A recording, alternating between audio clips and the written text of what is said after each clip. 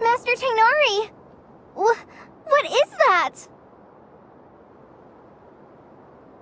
Is this Irminsul?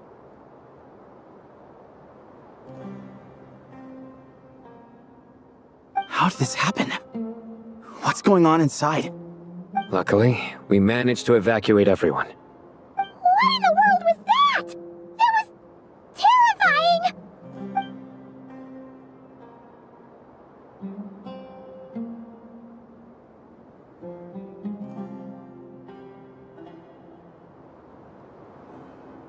Oh my. I understand now, Dendro Archon. You make yourself quite clear indeed. Not once over the millennia has Irminsul been so terribly afflicted as this. Please continue, Dendro Archon. Irminsul's root system is what comprises the ley lines. In the past, it has always been hidden away, going unseen by the general populace. But now, an evil intruder is making it reveal itself. It has become a tree of unbridled greed. A clear sign that a deranged experiment has advanced to a new stage. Blasphemy. From where I stand, an experiment in the name of blasphemy sounds rather improper. But, if we are to honor Dottore's will, this is what we must do. The birth of this tree proves to me beyond doubt that this incident is connected to him. But to explain the situation in full, there is someone I need to tell you about.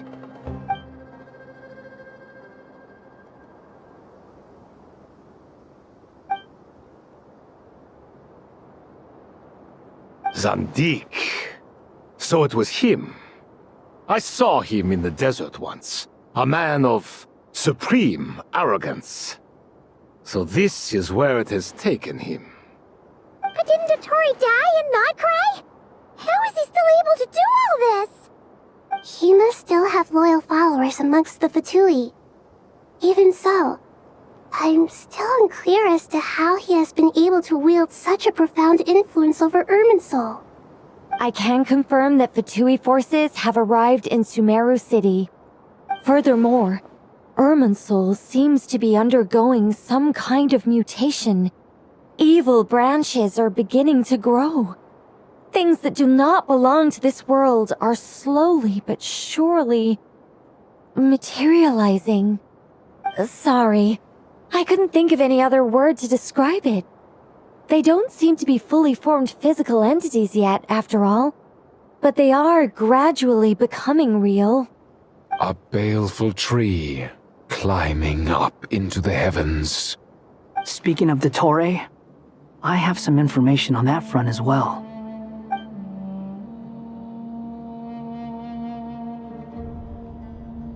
I didn't think it was wise to state this out in the open. But my theory is, the mole wasn't cut off after he was caught. They wrote him off from the beginning. You mean, the Fatui never intended to follow through with him? Then why plant a mole at all? It's hardly a conventional strategy, and the rationale behind it is pretty twisted. But as it happens, I know someone who works exactly this way. And when it comes down to it, his goals are very simple. He just wants to confuse people, so they can't figure out what he's up to. He's been a collaborator of Dottore's from the outset. That fact alone confirms that Dottore is involved with this somehow.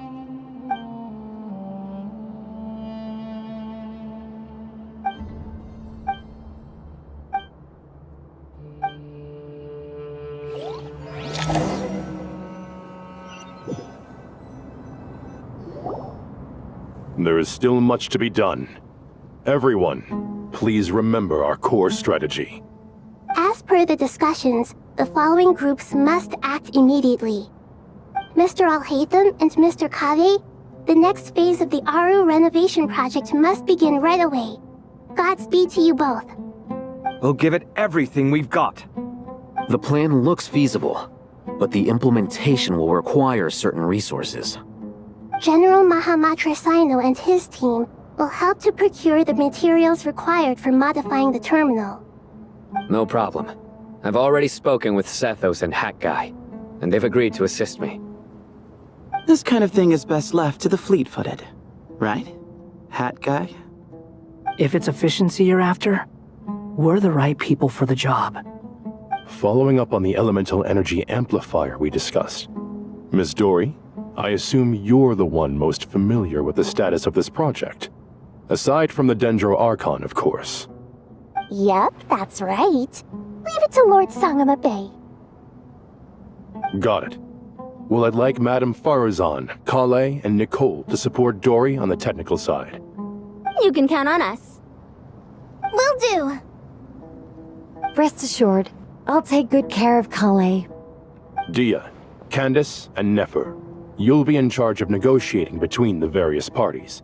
I trust you remember our goal. You bet. We can handle it. Good. I believe that covers everything.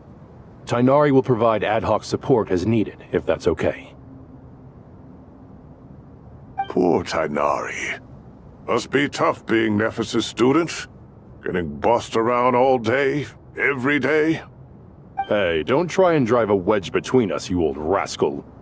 All it says to me is that Master Nephis has faith in everyone's abilities. While I'm nominally here as backup, I doubt there will be many situations where my help is needed. Exactly. Finally, Traveler, you and I will head to the border between Sumeru and Natlan. Once that task is complete, I'll be asking some of you to accompany me to the Eternal Oasis. The Eternal Oasis? I thought that was just a legend. So it does exist after all. Regarding your trip to Natlan, under normal circumstances, a meeting between our two nations would be a far more formal affair. Unfortunately, Sumeru is all but completely cut off from the outside world at present. So regretfully, we won't be able to give the Pyro Archon Mawika the grand reception that she deserves. No point putting too much pressure on yourselves. That goes for everyone. Right. Especially you, Dendro Archon. I'm sure— Don't worry about me. The Dendro Dragon's life force will sustain me. Plus, we'll be there every step of the way. Nahida will be just fine. Yes. I believe in myself. And I believe in every one of you. Well, time to get going.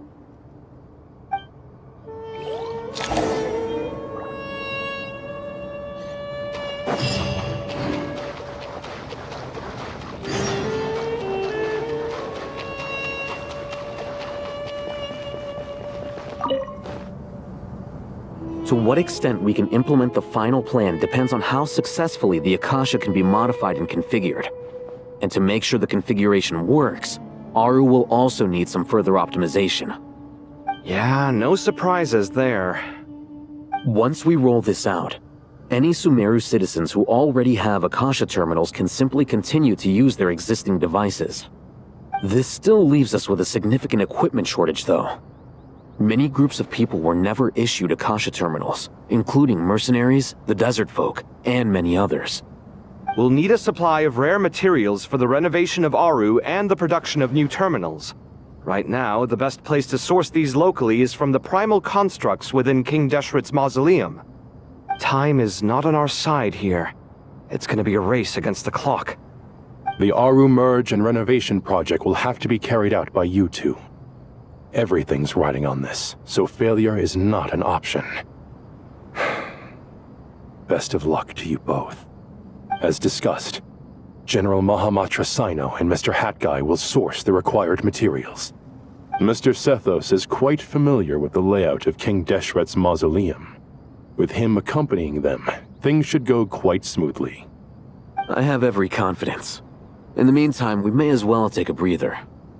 Makes sense. There's not much we can do until the materials arrive. Get information and stay close. What is this, boot camp? Knock it off. It's just Sino being Sino. You know what he's like. Everyone clear on our mission objective. Look at the excess primal constructs, dismantle them, and extract the required materials. And King Desheret's 7 pillars agreed to this?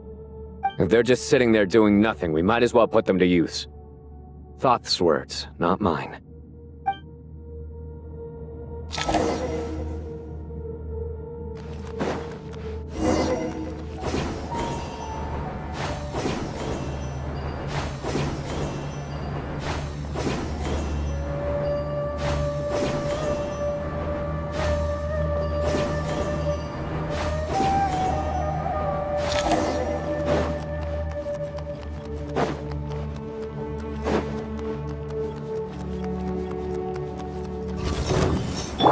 Squall Fury! Into space! Allah! Nowhere to run! Judgment is upon us! The wind rises! Unsightly insects! Surrender!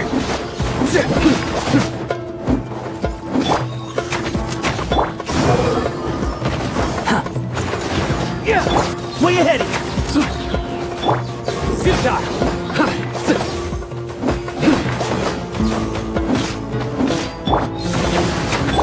Behold! Nowhere to run! Through me, justice is served!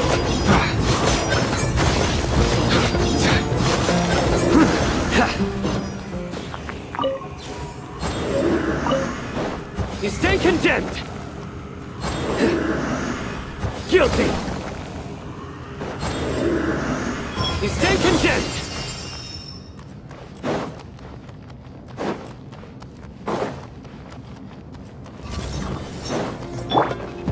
Squall Fury! Move or be moved! Futile!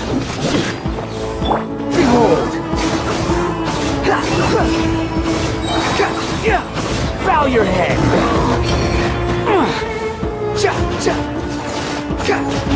Where you heading? Surrender! Squall Fury! Upon the gale! Excuse me? Nowhere to run! The wind rises!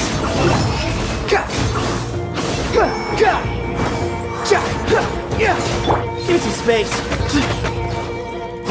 Allah! Behold!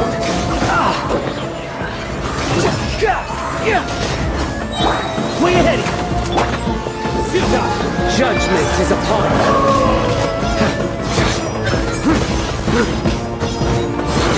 Your penance is due! You stand condemned! Your penance is due!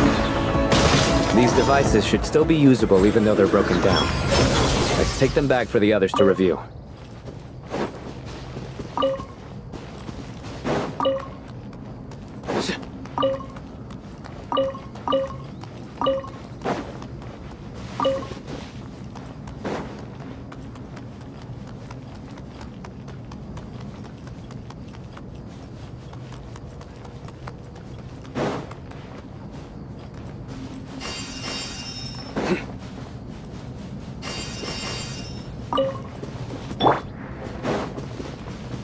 Quit following me.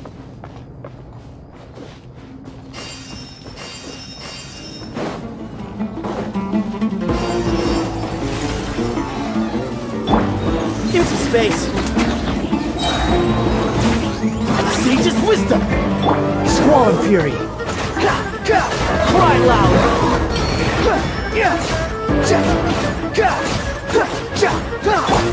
Nowhere to run! Through me, justice is served!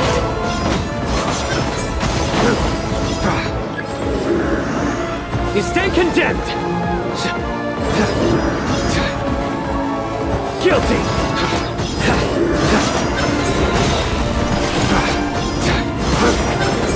Their penance is due! Move or be moved! Judgment is upon! How many do we need again? Enough to make an Akasha terminal for everyone who doesn't own one. I remember you telling me how revolutionary these Akasha terminals were. You've used one before, right? The Academia declared the Akasha to be the most powerful and comprehensive wisdom dissemination system in history. That should give you an idea of how powerful it is. Certainly sounds impressive. Neither Hat Guy nor I have ever had an Akasha terminal. Well, if it all goes to plan, that's about to change.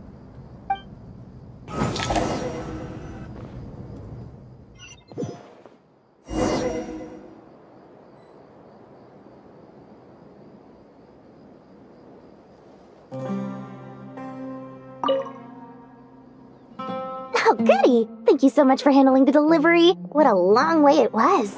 You've really outdone yourselves. I'm well aware what a bumpy, dangerous journey it must have been. Now, I would have loved to oversee the process myself, but of course, those of us who know the plan can't leave the mausoleum. Oh, trust me, I'm patting myself on the back for my assembly work here. Simply flawless work. But will you really be needing all of this? According to our plan, yes, this is the quantity required. I have no complaints about the quality either. Only the price. So expensive. I heard you covered a lot of the funding out of your own pocket. Oh, that's an exaggeration. The Academia provided most of the funds. I just offered a small token of my goodwill. Of course, the real tragedy is how little profit I'm making on this. You know, it's a serious crisis when you can't even make money out of it. It's really quite a beautiful design. And I'm intrigued by how such a diminutive device is able to output the power of the Light Realm. Did you attend the lecture on Light Realm energy, Madame Farazan? I don't believe I saw you there. Of course I attended. I was just a little late, so I had to listen to the whole thing from outside the back door.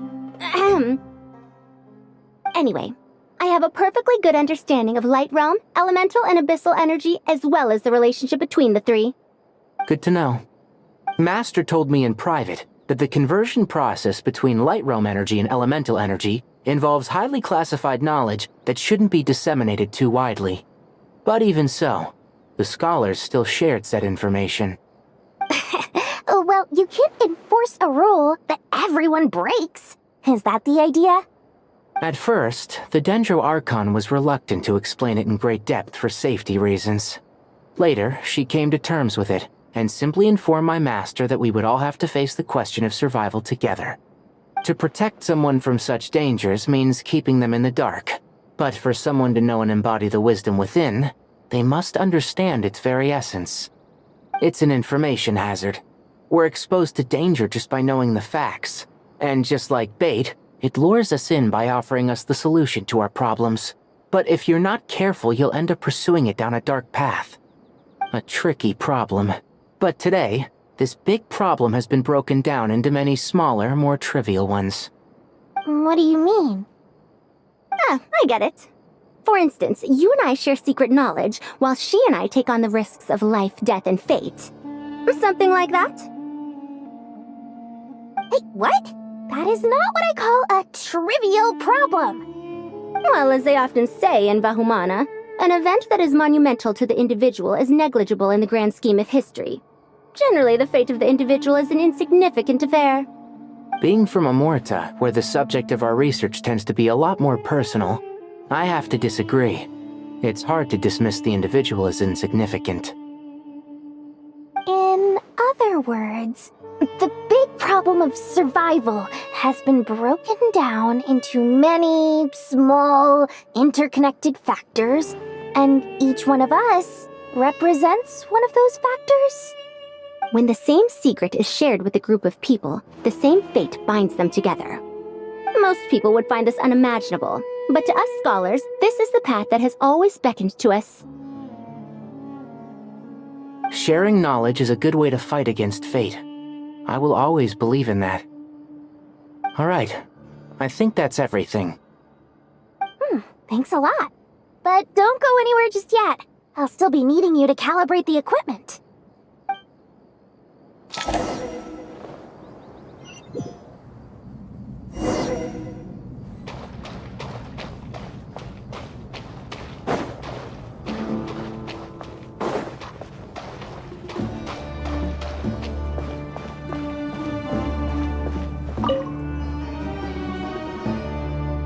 Okay, the materials are ready. We can proceed with the next phase. Alhaitham, how are you getting along? Most of the information in Aru is written in ancient desert scripts.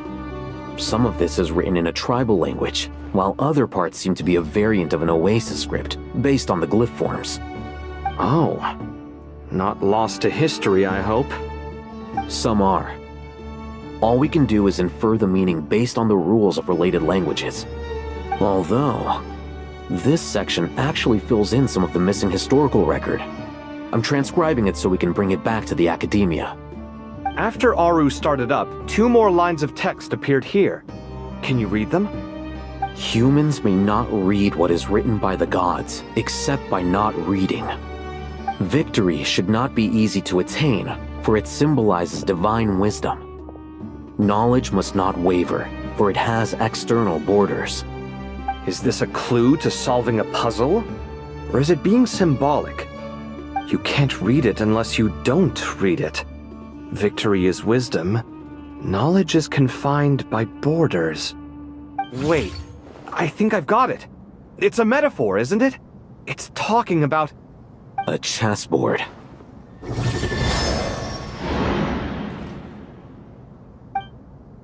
You were right. The youth of today are skilled at solving riddles.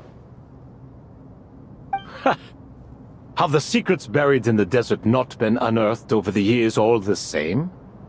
Since Aru is a place reachable through wisdom, this day was bound to come sooner or later. Oh, I've always been against overly cryptic sentences. Don't you get tired of reading and writing all that? Ah, it's you 3. Just in time. We've been delving deep into Aru, and now this board has appeared. I've heard this was how you'd while away your free hours. You must be quite the experts by now in that case. It is true. King Deshret's chess games are some of the most well-loved of all his wonderful creations. If you have ever been to Safhe Shatranj, you may well be familiar with the chess pieces you see here. Is this chessboard supposed to be another visualization of the interior of Aru, then? Naturally. Visitors, everything is ready. Only by completing the challenge on the board in accordance with the rules will you be permitted to overwrite Aru. 1 second. It's not dangerous, is it? Dangerous? Why, yes, of course. I should be the one to go, then. Wait for me here. Sounds like the self-confidence of our present company has rubbed off on you. Don't be ridiculous. I'm your upperclassman, and that means I have to look out for you. I appreciate the sentiment, but a game of chess typically requires 2 players. Besides, I'm sure they won't let things get out of hand. Keeping things relatively safe is in your best interest too, isn't it? Fair enough. I mean, you guys are controlling the difficulty, so please don't go too hard on us, alright? Ah, but Bennu said he wanted to put some respect into these whippersnappers. All right. Thank you. Obviously, we'll still try to be careful. This doesn't seem like ordinary chess. Is the goal to defeat the opponent? No, you must enter the board and pass the trials we have placed there. Ready? Let's do it.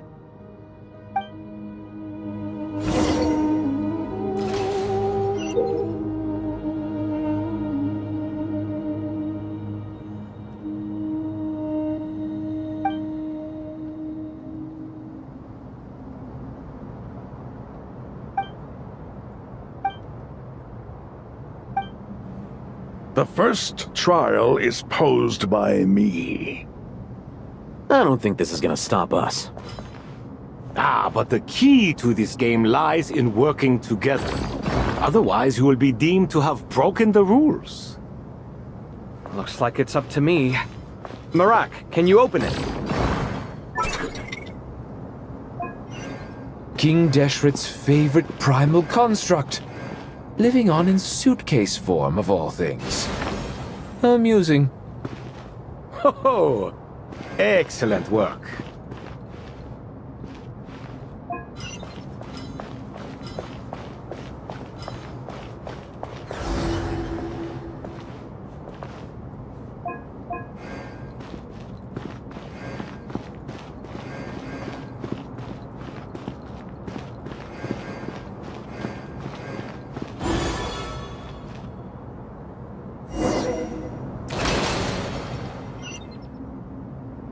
Now is the time for my trial.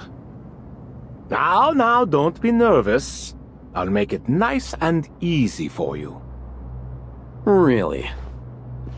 Thanks in advance. We appreciate it.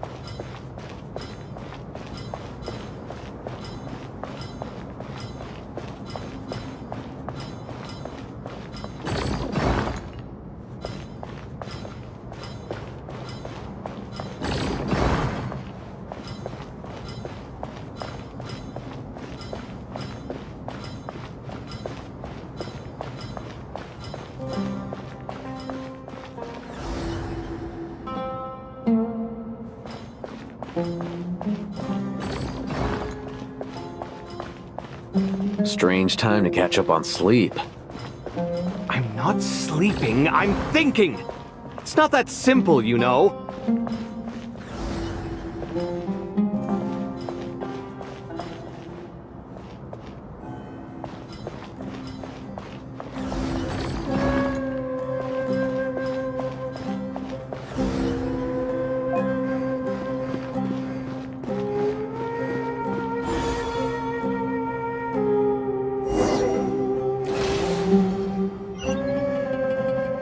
Ibis King, don't you think this all rather inappropriate?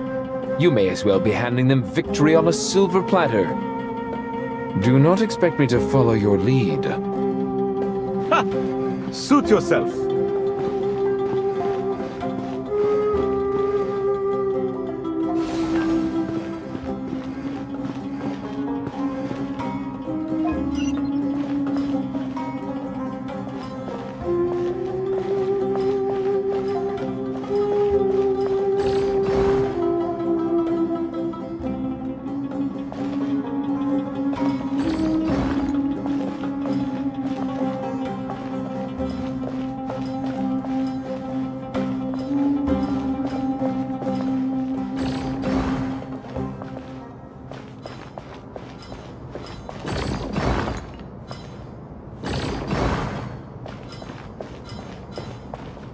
Strange time to catch up on sleep. I'm not sleeping, I'm thinking! It's not that simple, you know.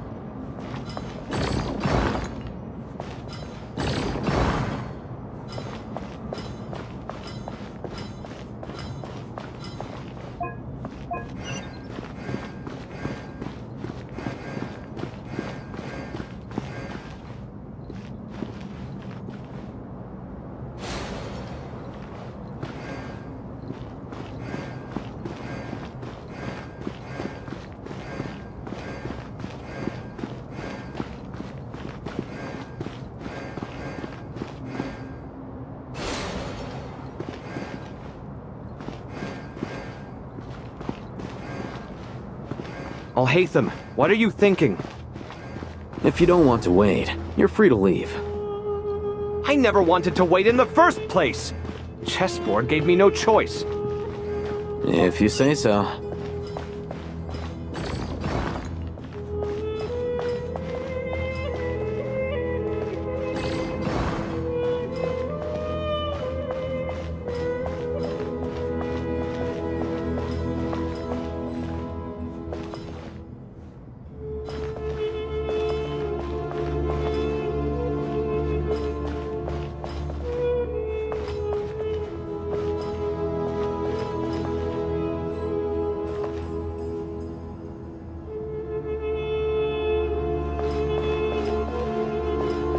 Strange time to catch up on sleep. I'm not sleeping, I'm thinking! It's not that simple, you know.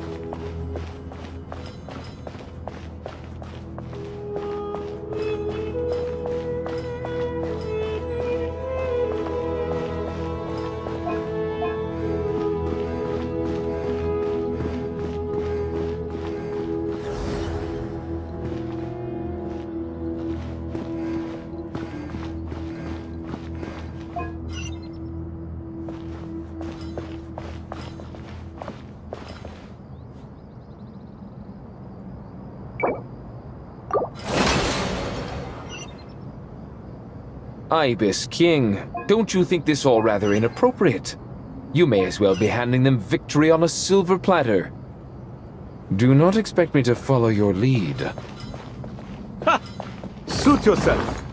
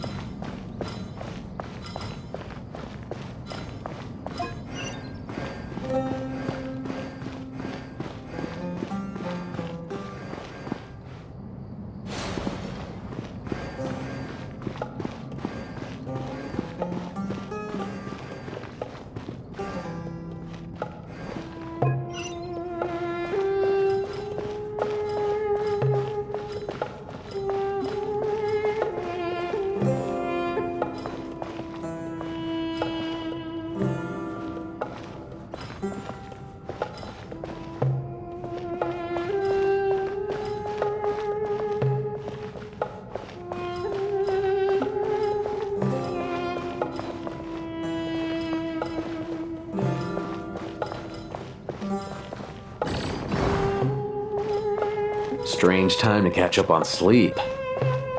I'm not sleeping, I'm thinking! It's not that simple, you know.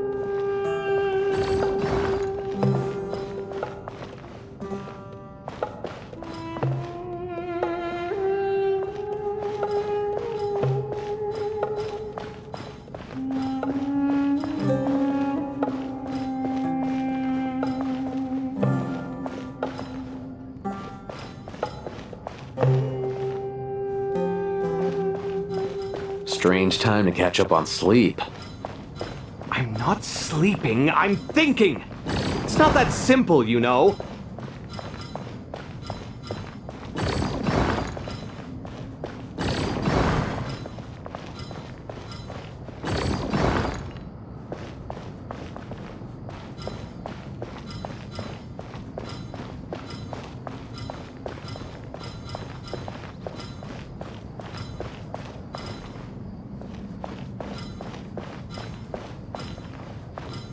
Strange time to catch up on sleep.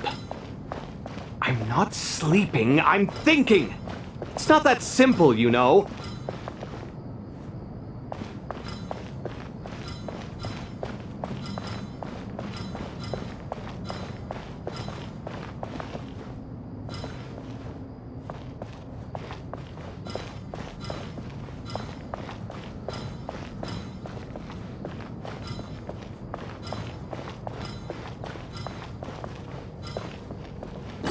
Strange time to catch up on sleep. I'm not sleeping, I'm thinking! It's not that simple, you know.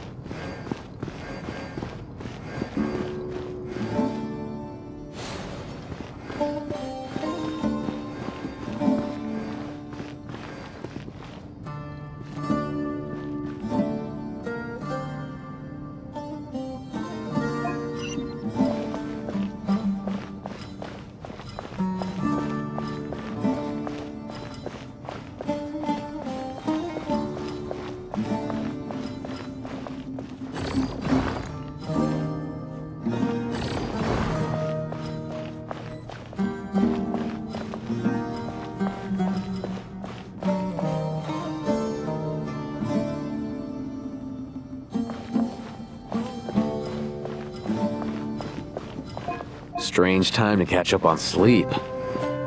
I'm not sleeping, I'm thinking! It's not that simple, you know.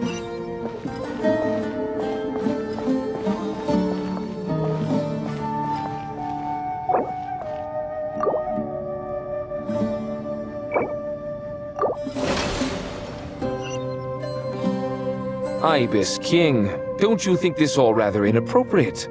You may as well be handing them victory on a silver platter. Do not expect me to follow your lead. Ha! Suit yourself.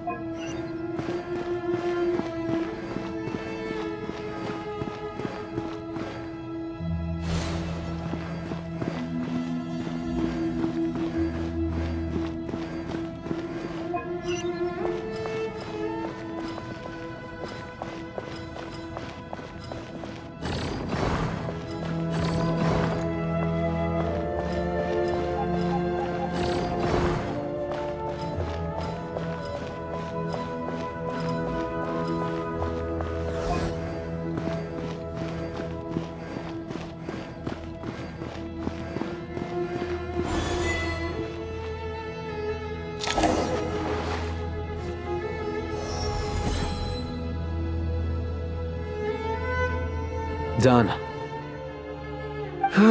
Finally. It's over. But seriously, that was incredible!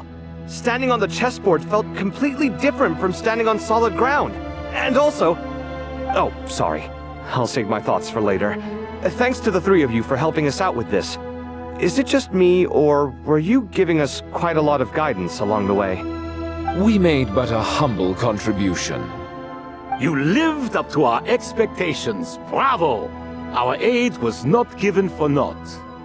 In addition to the existing functions, I'd like to ask you for another favor. Since Aru's interference shield can cover the entirety of the mausoleum, it should be possible to extend its range even further.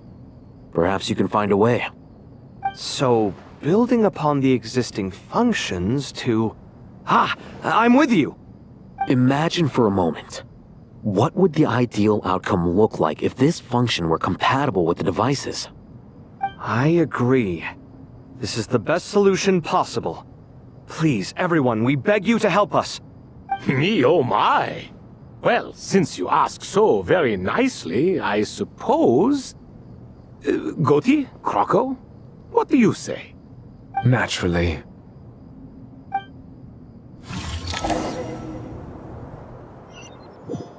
Time to go!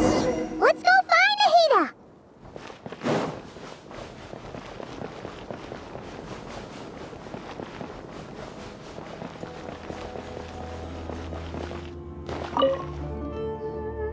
There you are. Miss Nicole truly is an angel. She shows great wisdom in guiding others, and she has already sent word to Natlan on our behalf. She said that while the other members of the Hexen Circle are busy with important work, she is quite free, and she's more than willing to accompany the people of Sumeru for the entire journey. Oh, there's Nicole, all right. Always super patient and loves to help everyone out. She's the best. She is. So kind and enthusiastic. Well, time for us to get going. Let's head out.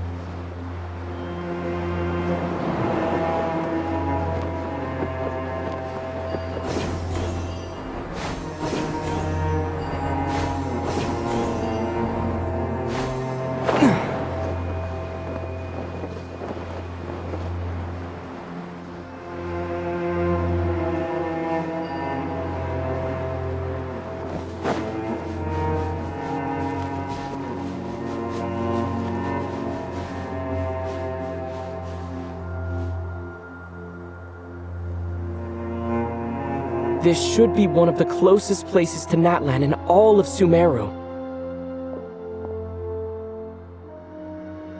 There's the barrier Nicole and Nefer mentioned. It completely cuts this nation off from the others. But why? Why separate you from the rest of the world now, specifically? And if I'm not mistaken, Irminsul was polluted once before, wasn't it?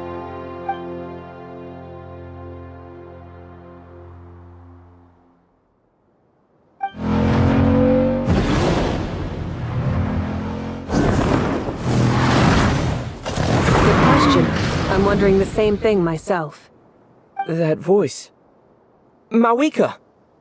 You got here pretty quickly. Hello, traveler. It's been a while. Hello there. Hello, Dendro Archon. Mawika, I apologize for asking you to meet at the border on such short notice. I also apologize for not being able to greet you in person.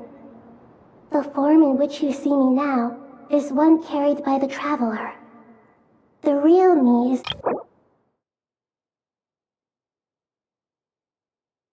here. Irminsul has been infiltrated by the Doctor. We must be on our guard, as he can spy on information in the world from within the tree, Unfortunately, there is no record of the traveler in Irminsul, and you are still within Natlan's borders. My records will be preserved in the Night Kingdom, rather than the ley lines. As long as the Night Kingdom remains disconnected from the ley line cycle, the Doctor has no way of knowing my movements. Exactly. So by meeting each other in this way, the meeting essentially never happened. No wonder Paimon didn't come. You were concerned that her activity would be recorded by Irminsul. The Natlanese have heard about the situation in Sumeru. With the borders sealed off, merchants have been forced to stop their shipments. It's pretty serious, and you're the ones bearing the brunt of it. I'd like to address the question you raised at the beginning. I can offer a brief explanation, although it will sound rather cruel. I don't reach this conclusion gladly, but Irminsul predates the heavenly principles. It existed long ago, when the dragons of Natlan were at the height of their power. So even when the people of Sumeru became ill because of pollution, it was not a critical issue from the perspective of Irminsul itself. As long as it continues to function normally, the barrier will not be activated. But this time, the Doctor's invasion has directly affected the tree. That is what caused the barrier to deploy. The heavenly principles established a rule that when Irminsul is plunged into grave danger, a portion of power will be reserved to isolate Sumeru. That way, even if Sumeru is destroyed, the outside world at least has some time to catch its breath. We'd certainly need it. The heavenly principles created almost everything that exists in Teyvat today. To them, preserving the existence of the world and its inhabitants takes priority over protecting Sumeru. Meaning, protecting Sumeru now falls to you. Yes. My own power may be limited, especially compared to yours. But that doesn't mean that we're just gonna sit around and wait for the end. If necessary, I will utilize any and every means at my disposal. Nicole of the Hexen Circle didn't say exactly what this meeting was about. But after hearing everything you've said so far, I think I can guess where this is going. That's right. Nahida and I discussed it at length. We both know how presumptuous this is, but... You need the pyronosis, don't you? Yes, you guessed correctly. Originally, I only intended to borrow it, but the situation is far graver than I foresaw. So instead, what I ask of you is to please give the pyronosis to Sumeru. Why do you sound so nervous? There's no need to be shy. Surely a gnosis is pretty important to a god. I guess, but it's not as if losing it would suddenly render us powerless. But I'm sure you don't need me to tell you that. With all the nations you've traveled to, and all the gods you've met, you must have realized that by now. As far as I'm concerned, a gnosis is basically an elemental energy enhancer. But I don't usually use it. You know me. I like to think I'm pretty strong without it. Yeah, not about to dispute that. So you see, you don't need to sweat it. Here, take the pyronosis. Huh? Just like that? Uh-huh, just like that. To tell the truth, I've always toyed with the idea of giving it to someone who needs it more than I do. I know you accompanied Nahida here to try and increase the chance of success. It's a good thing you did, because your involvement is one of the main reasons you've managed to persuade me. Are you sure about this? Handing over your gnosis just because of me? I won't try to quantify it, but trust me. Handing over the gnosis to Tumaini is far from the craziest idea I could think of. Besides, even if you hadn't come here personally, I think I still would have agreed to Nahida's request. Irminsul doesn't just affect Sumeru. It impacts all of Teyvat. I know all too well how difficult it can be to protect the things you care about. So logically, morally, or however you want to cut it, helping you is the right thing to do. You don't need to tell me the specifics of your plan. Where the Gnosis is involved, the tighter the secrecy, the higher your chances of success. Marika, my heartfelt thanks go to you and the people of Natlan. Don't mention it. But now, for the hard part. How do I actually give it to you? The Irminsul barrier is right in the way. I have an idea.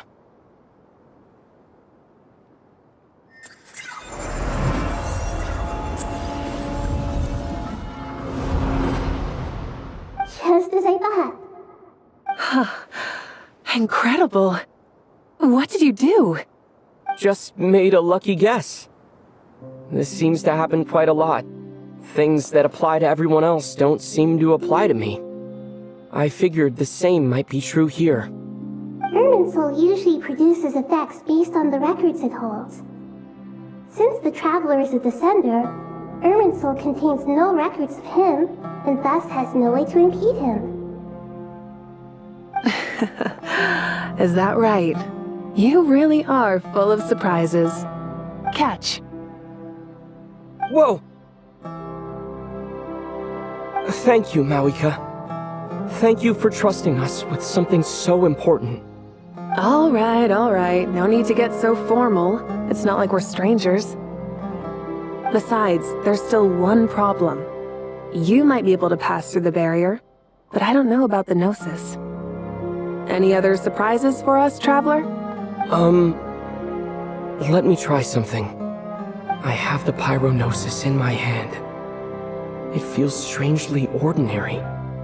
Not particularly heavy, and yet, this tiny thing symbolizes the mighty authority of a god. I need to think hard about my memories of Pyro. My memories of journeying through Natlan. All those important experiences I've had. The Gnosis disappeared. Traveler, are you alright? I'm fine. The Pyrognosis disappeared into my body. Just like... Maybe it resonates with you because you've mastered the power of phlogiston. You might not be recorded in the ley lines, but you're still Artumini. Whew.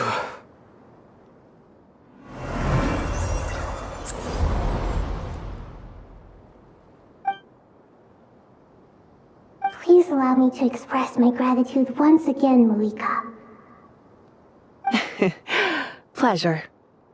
Well, I've given you all the help I can. The rest is up to you. Good luck. We won't let you down. Yeah. We aren't about to lose.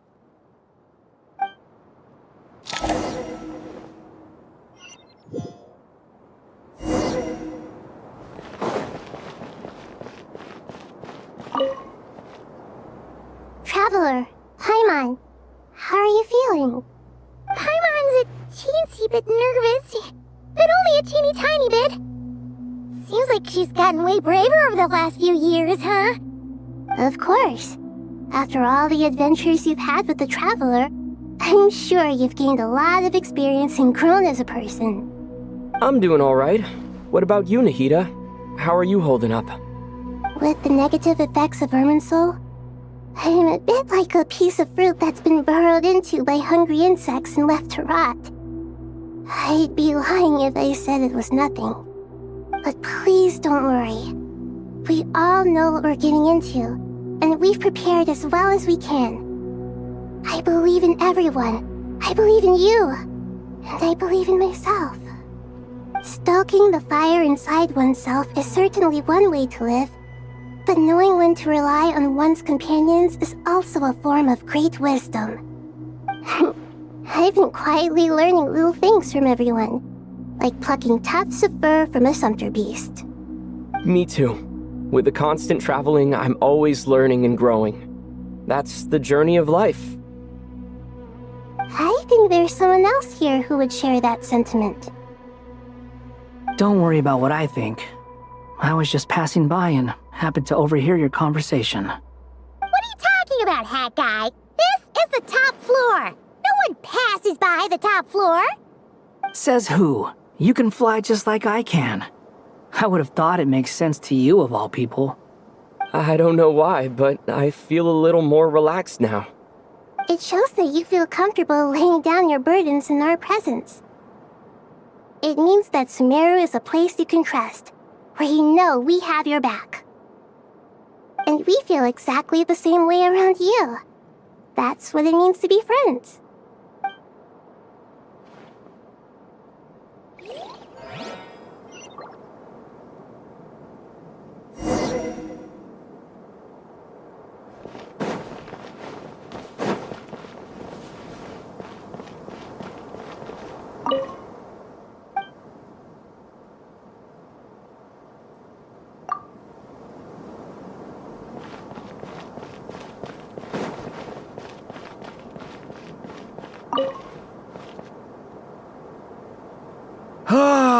It's finally done.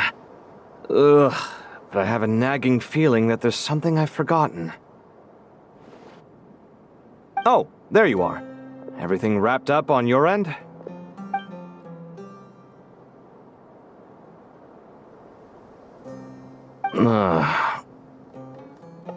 Okay, fair enough. That was a pointless question. We were working in tandem, after all. You must really be exhausted. Well, it's been a busy day for both of us. When work ends, you clock out. No looking back. Yeah, we're definitely due a break. Probably a little late to start drinking now, though. I'll stick with water. Here, this one's for you. Thanks. You want a bite to eat? I can grab us something. Or wait, I think there's a stove nearby. Let me take a look. Are you nervous? A little, yeah. Unlike you, it seems. How are you not feeling at all nervous? Because everything that happens next is beyond my individual control. I don't worry about things I cannot influence. What do you mean, cannot influence? You're the one who came up with half of the strategies we ended up using. There's only so much I can do. I was only doing my duty. Was it like this last time, too? You mean with Azar and his accomplices? Yes and no. The situation back then was easier to control, but we weren't as prepared as we are this time. So the enemy is stronger, but so are we. I still vividly remember the way you interrogated me in the library after the fact. Where were you when Sumeru needed you most? If your memory is so vivid, you might also recall that it was you who came looking for an argument. You're often the one who initiates these things, you know. I came for a conversation! I didn't know it was gonna turn into an argument! Anyway, at least I showed up this time. So, what do you think? What do I think? I think we're certainly better off for it. It's good having me around to help out, huh? Absolutely. As a citizen of Sumeru, you displayed a remarkable sense of responsibility in the face of disaster. Certainly feels that way. I just shudder to think how the world would have ended up if we hadn't gotten control of the situation. So, do you think this is what impending disaster looks like? The sky is so clear, and there isn't a whiff of decay or destruction in the air. It's hard to imagine that the fall of humanity could happen on an ordinary day like this. Awful things happen all the time.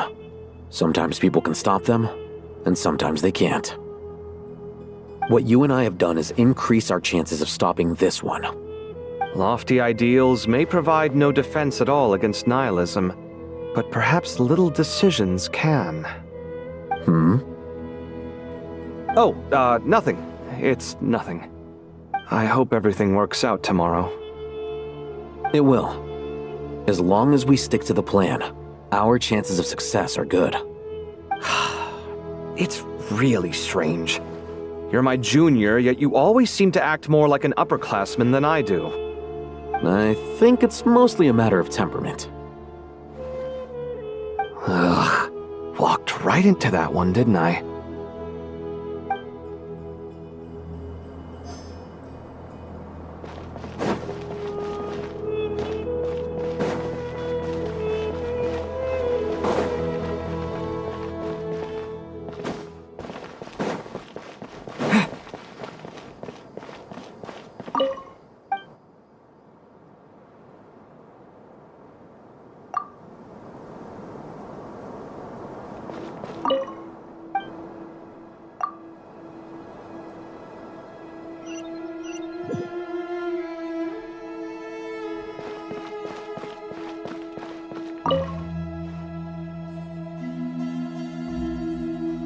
We'll make our move after sunrise tomorrow.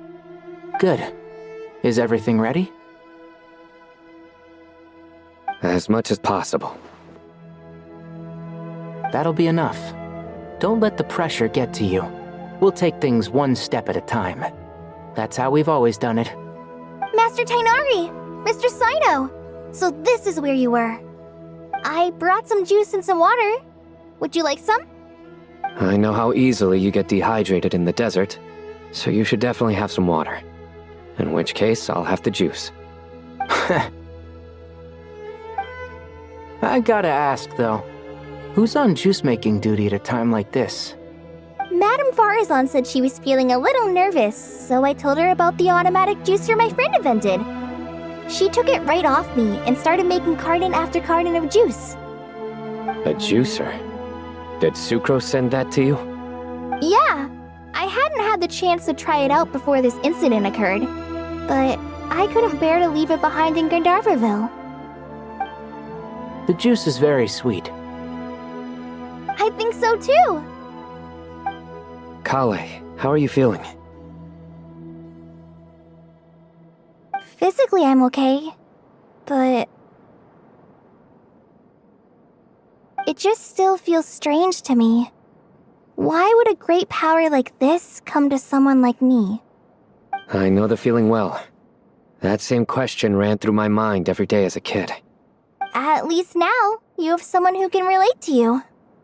All the more reason that you should apply for Spontamod. Tainari fiercely opposes the idea, though. Those two things are completely unrelated. What are we all chatting about, Would anyone like any juice? Oh, you have some already. I had some earlier, ma'am. Maybe give the extra to someone else? Very well, very well. I shall be off then. There's this enormous power, and then there's little old you. You feel like there's no connection between the two. And that sense of dissonance is difficult to get used to. Yeah. But after all this time, I can't believe this stuff still gets to me sometimes. Makes me feel a little childish. Kale, just because we normally keep the conversation light doesn't mean we can't discuss deeper issues. I don't think it's childish at all. You were the victim of a terrible crime. It's normal to struggle with the fallout from it. You have absolutely nothing to be ashamed of. My professor once told me that no incident can be considered truly resolved until the victim says it's over. Your rage and your pain are completely justified. Thanks. Miss Nicole said that the same god remains which were once used to inflict so much pain upon me have now become a weapon with which I can protect everyone. It's like my own personal kind of evolution. Every innocent person who's been hurt needs time to realize that it wasn't their fault. I was the same, but it's all about to be over. Tomorrow, it ends for good. I don't know if you've noticed, but you rarely stumble over your words anymore, and your outlook has become much more positive. It's a big change from how you used to be. And since this isn't over, you can settle the matter on your own terms. It's time you seized back control. I believe in you. Yeah, Sumeru is my home, and it's so important to me. I have to protect it. No, I will protect it. And once you're done, how about you come back and apply for Spontamod? Stop it with the sales pitch, would you? Hey, excuse me. There are still 3 unclaimed cups of juice here. Why don't you take one each? Ugh, my arms are getting sore from carrying them around everywhere. Madame Farazan, why are you... Here, let me take them off your hands. Thank you, Madame Farazan. Drink up and enjoy my handiwork. I think I'm going to make something else now instead. Please, try to relax, Madame Farazan. Your nerves are starting to get the better of you. I know.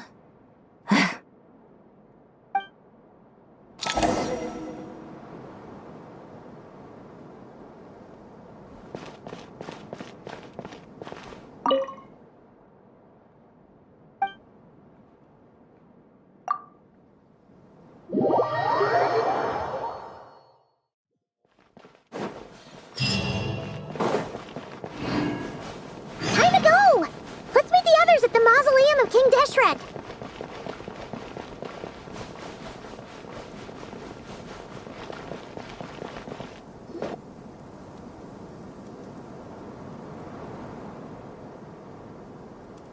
I have not felt this way in a long time.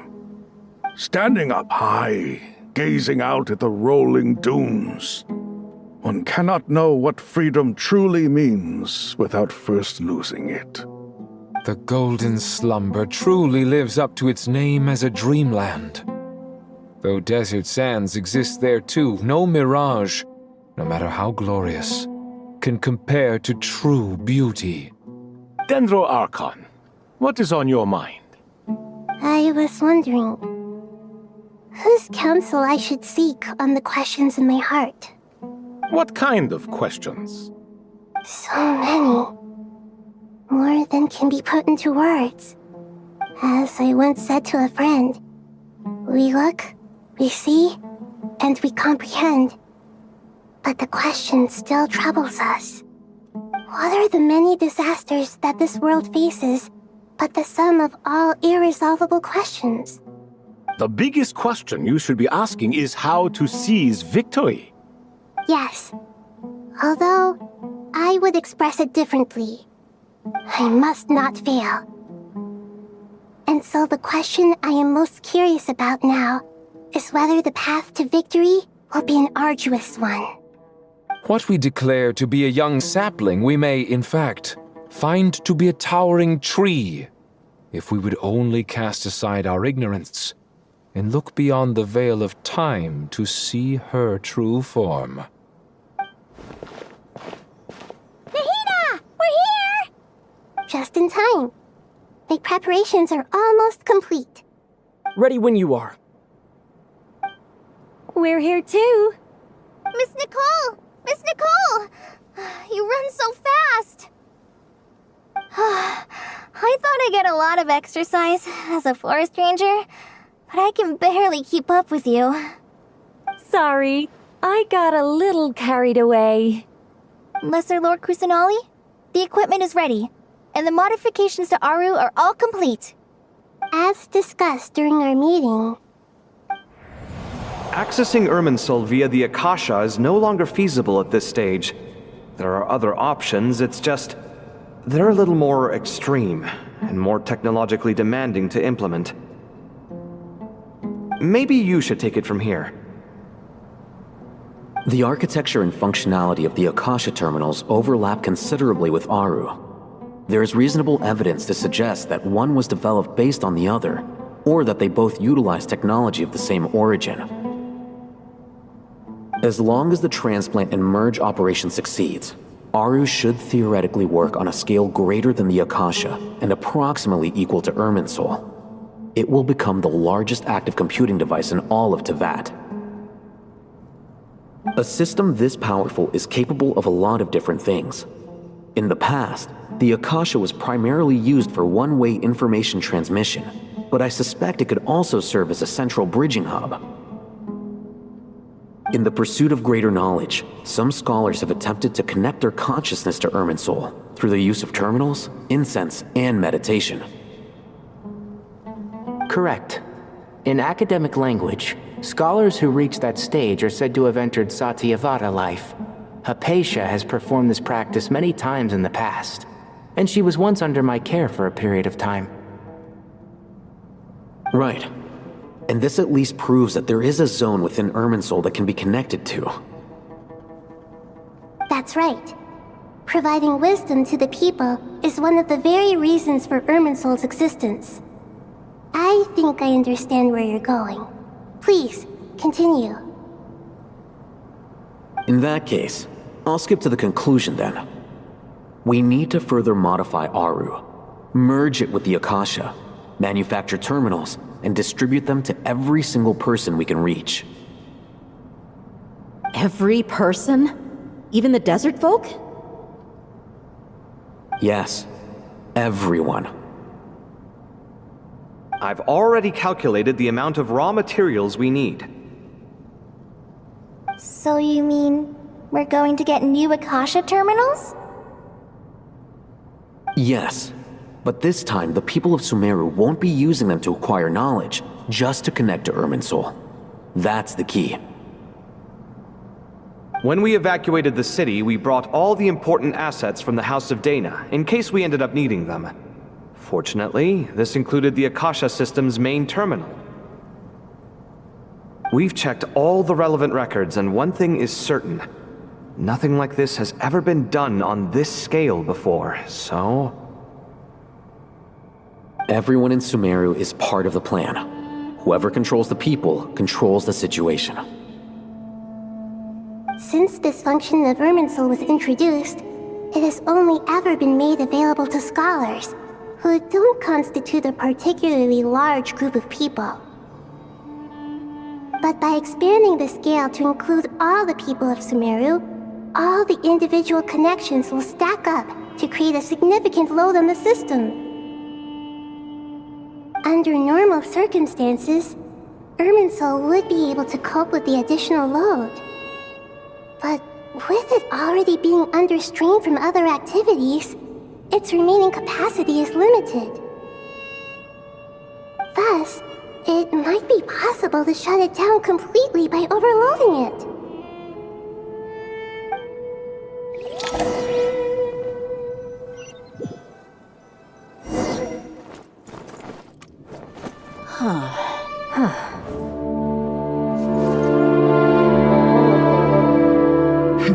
Counting down. 3, 2, 1. Are you ready? Ready!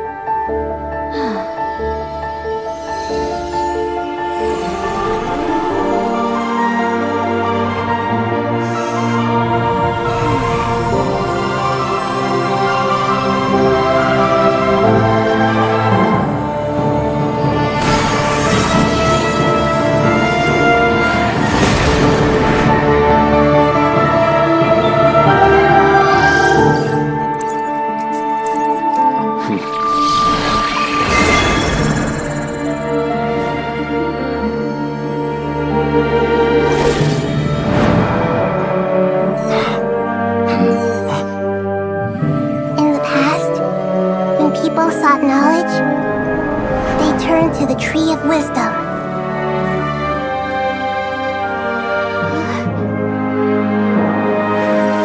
Today, we use it to save Sumeru and the whole world.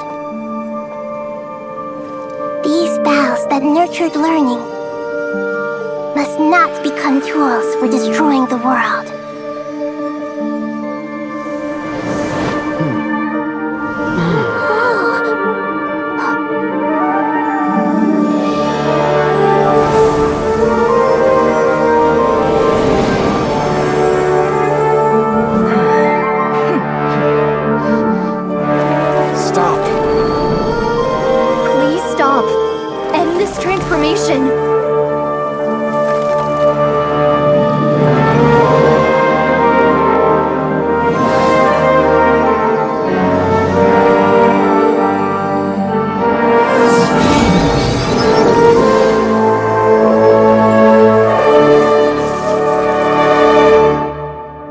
Shut down Irminsul just to stop me? You fools. I have all the time in the world.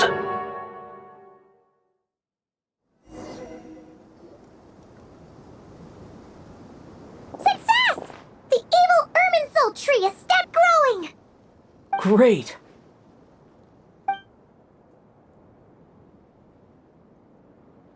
What a display of true courage! The courage to think and the courage to act! I never thought I would witness the shutdown of Irminsul with my own eyes. Perhaps this is human wisdom in action?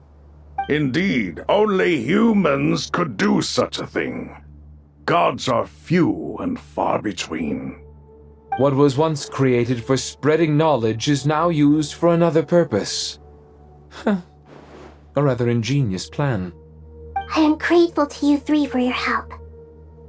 Only thanks to you were we able to extend Aru's interference capabilities to cover all terminals. Now, nobody who wears a terminal will have their activity accurately tracked by Irminsul. No matter how many eyes Dottore possesses, he will not be able to see us clearly. Now for the next step. I will need the help of your supreme powers once again. How might we be of service, Lord of Dendro? I need to reach the Eternal Oasis immediately. Right now? In that case, Ibis King, would you agree that this is a fine opportunity to dust off our old tricks? Never. I assume you have that chess set with you?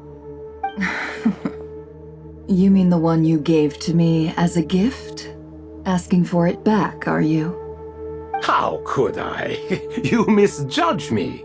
I just wanted to show you another way you can use it. Connect to Safei Shatranj.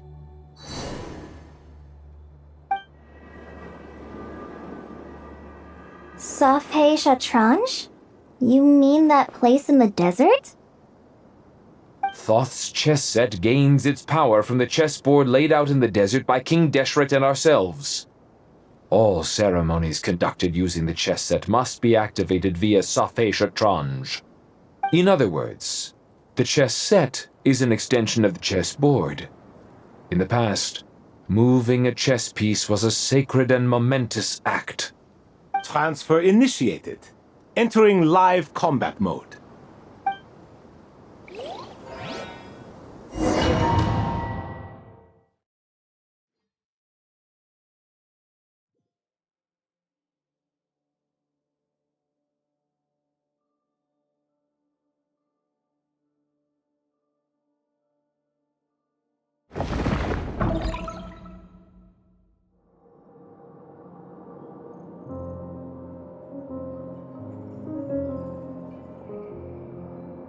We haven't heard a single word from our spy in the desert. I'm afraid he might have been captured. Never mind. But we spent years turning him. And a lot of Mora. Nothing comes for free in this world, but the loss is not without its purpose. For a small price, we have wasted a precious amount of the limited time they have. Quite a bargain, if you ask me.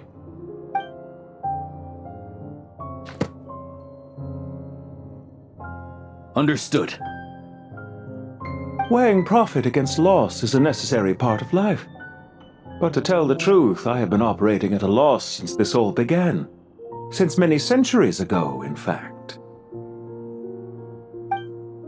For instance, why would a banker act as the executor of a will? If you hadn't deposited your personal belongings at Northland Bank, I would have no reason to be here right now.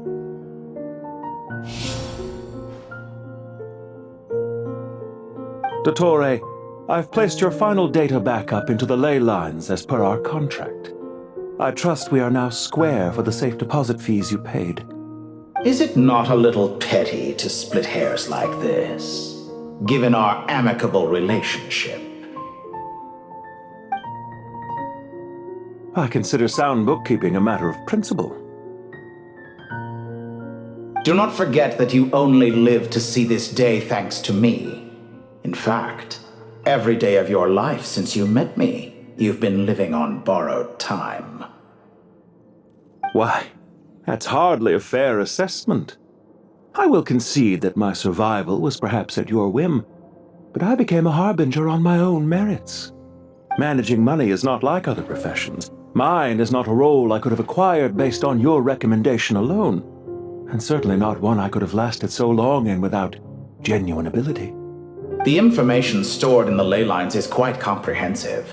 Rest assured, I have not forgotten how strong your pride is.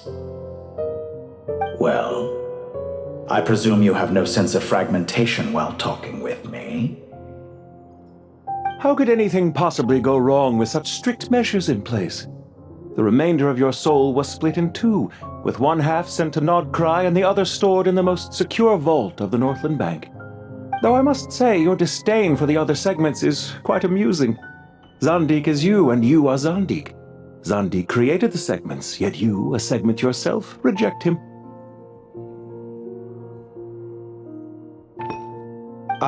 That is, Zandik, created segments of various ages in his later years. To achieve this, he had to freeze time and part with a portion of his soul. But as constructive as it sounds, it erases my uniqueness. If each segment is equally me, then by the same token, none of them are truly me. A soul living forever in the past inevitably holds different views than he did in his later years. The same thing that completes me also restricts me. You too might ask yourself which stage of your life you want to be preserved at. The day your business failed? Or the day you were framed by a gang and sold off to a medical lab as a test subject? We needn't dredge up the past. This undesirable plan was eventually scrapped. Lesser Lord Kusanali was quite right. I needed an opportunity to eliminate myself. And after that, I concluded that there was no more effective plan than directly splitting the soul. Once the soul is transferred out, you will find that creating a physical body is far simpler than creating a puppet. The other half of your soul suffered a crushing defeat in Nodcry, you know. And yet in the process, I obtained the information I always wanted, did I not? Because now we finally know where the best testing ground truly lies. I once thought your ultimate goal was to ascend to godhood. But as it turns out, that was merely one of your experiments. Experiments take many forms. Most people are too eager for success, too fixated on the end goal. They forget that the experimental process itself is just as important. A suspiciously vacant seat, a new face. I trust you can put two and two together. The reason it doesn't exist is because someone tampered with the record. What can I say? After all your efforts, you really did uncover the world's secrets. So, is the new world you promised a lie? No, it never was. I am glad to be able to control Irminsul from within. Now I shall attempt to create a new world inside the existing one. Almost everyone faces the prospect of death, but not a single person has ever been able to experiment unrestrained in the afterlife through sheer force of will. I am the only one to have overcome this enormous challenge. Would I not be letting the world down if I didn't make the most of the opportunity to experiment? Clearly, the dividing of your soul did not affect the magnitude of your ego. Out of all the versions of you that have ever existed, this you is the most insane and the most radical. Is that why you chose to work with me? Which was it then? My insanity? Or my radicalism? Could I call myself a venture capitalist without a suitably ambitious plan to invest in? Yours happened to fit the bill quite perfectly. Well then, I must say, while I am surprised enough that you showed up at all, what surprises me more is that you chose to present yourself as my former subordinate, and not as the banker Pantalone. Why make things harder than they need to be? Exposing my true identity in a situation like this would only serve to destroy diplomatic relations between Snezhnaya and Sumeru. I daren't imagine the consequences. Showing up in the name of the original antagonist gives you the recognition you rightly deserve, while also being sensitive to Snezhnaya's predicament.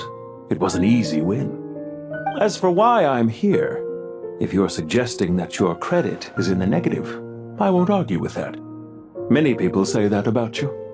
I'd argue that a significant factor in your willingness to cooperate is the fact that you have but a few years of life left after my death. Living and dying together has a way of binding two parties together rather closely. Is it not true that a relationship should be judged by both the positive and negative returns it yields? So some of what I said actually made it into your head after all. It's true that I hope you don't die too soon, but don't you find that a strange thing for me to say? After all, you've already had quite a long life, especially for a human being.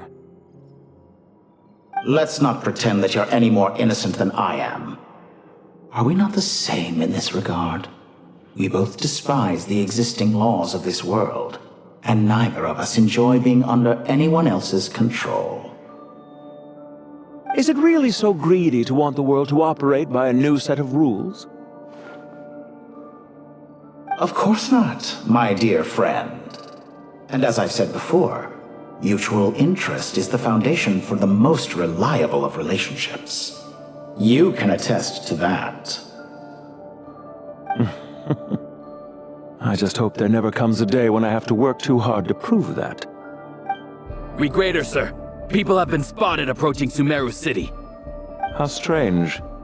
Despite your access to Irminsul's data, it appears the soldiers noticed before you did. They must have found a workaround. Well, Dottore, I trust you know what this means. The fact is... They're coming. They'll breach the city gates any moment now. But even so, I would say Irminsul is a wonderfully convenient thing on the whole.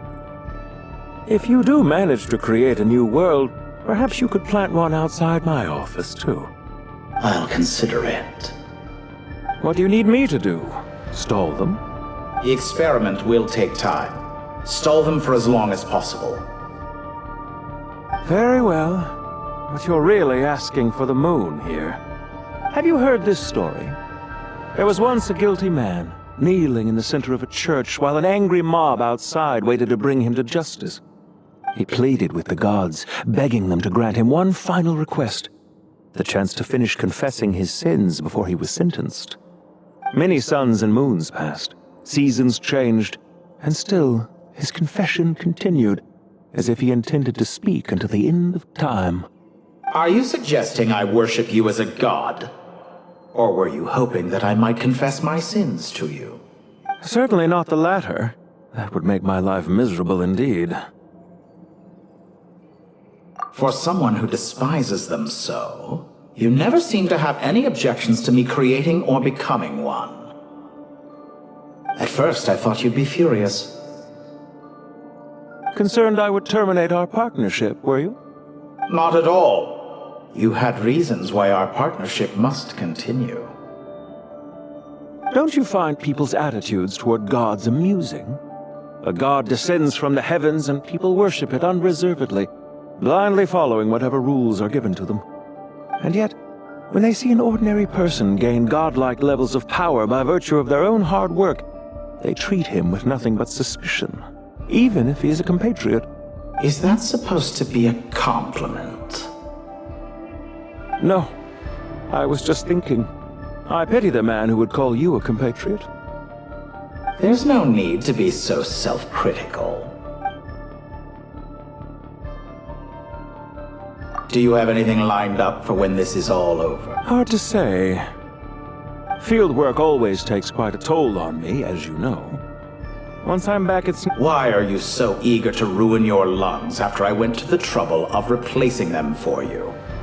If you have an issue with it, feel free to try to stop me. What's on your mind? The limits of humanity. It's a pity.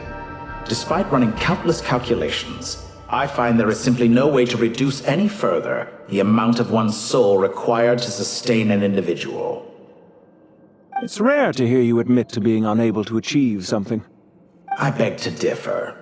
For instance, as I've told you before, the original me was prone to motion sickness and couldn't make long train rides. Ah, yes, of course. One of the reasons you often sent yourself out on errands. What are you thinking about now? A new experiment. In the event that my soul was depleted, say we extracted my data from someone else's memories, yours for instance, and then combined it with your intact soul as the base material. What would we create? Such a scenario would be impossible. Oh? As long as your current soul survives, there will be no need to create a new individual. Don't forget, you were the one who approved of the present situation wherein only one Dottore remains.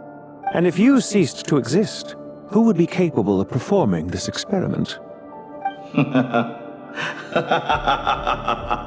Since the day I met you, you've always excelled at talking your way out of a quandary.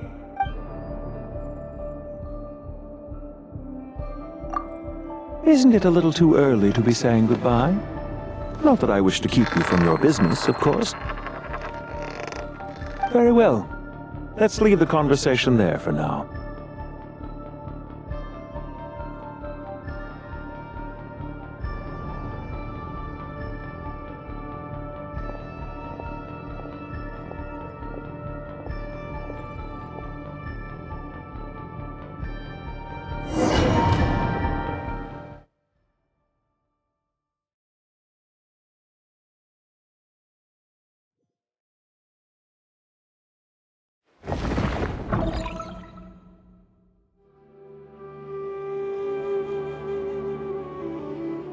The power of King Deshret's 7 pillars is truly remarkable. With just a chessboard, you can move an entire unit across the material plane. Yeah, sets us up for a much easier fight. Really makes my day. The last time we stormed the city, it involved a lot more running around. I wonder how many people can say they stormed a city twice in their lifetime. I was just thinking that. I've definitely had more than my fair share of unusual experiences in my life. This is my first time here, actually. We never usually leave Gandharvaville. I hope this will be my last time. Does everyone have to chime in? Can't we just fight? What an amusing comment, my dear lady. Yet humans often alleviate tension via small talk. Whoa! Why is... Because the image on her shield is one of me. And I, of course, can appear wherever I wish. Huh. Well, la-di-da. Isn't that fancy? You wish for your gauntlet to speak? Ahem. I think you'll find that it is I whose image is carved hereupon. Thanks. Definitely feel stronger now. You're welcome, my lady. I am glad to lend you my power. Sino, what's the situation? There are troops stationed at every entrance. As we expected. A frontal assault will suffice. Everyone, stick to the plan. We'll take the main entrance. You head for the House of Dana's side door. Move out.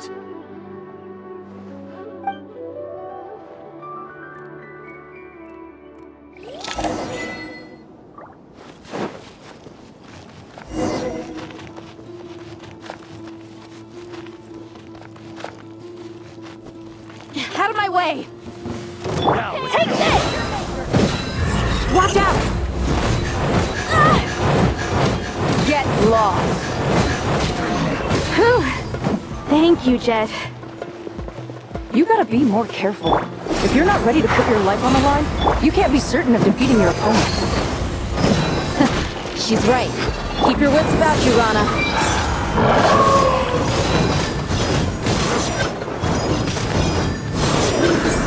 You stay condemned!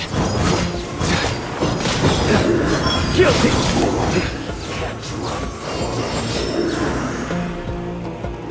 Take them out and secure the harbor. Reinforcements will arrive by water. Consider it done. Show no mercy.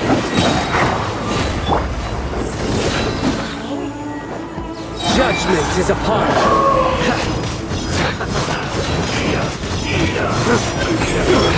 Penance is due! You stand condemned! Their penance is due!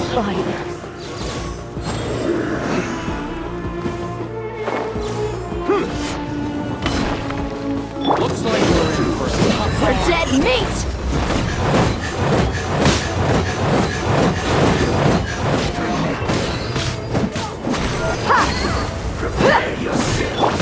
Yield! We shall prevail! Futile! You through me, justice is served! You stand condemned!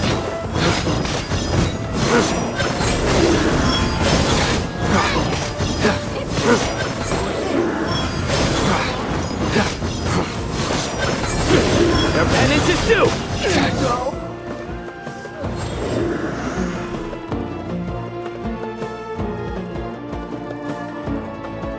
Waterway secured.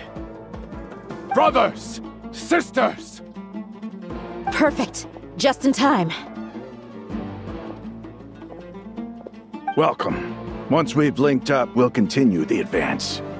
The team has arrived at the north entrance, as planned. Good. Press on.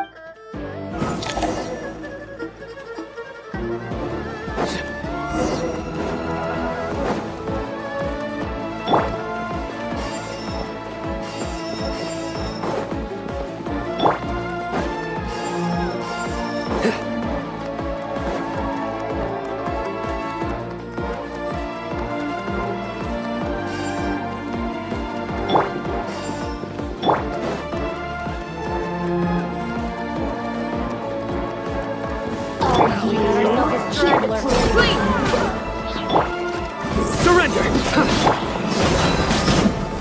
Hi! Gloves off!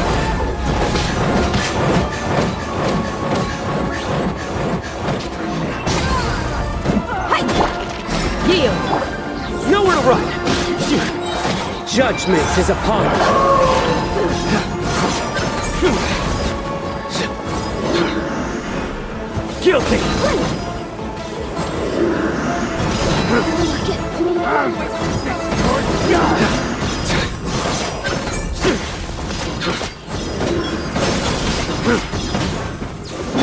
Do your work!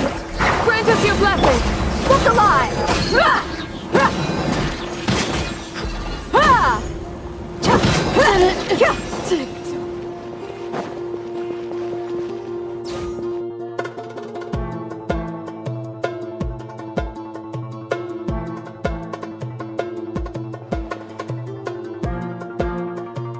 Look out!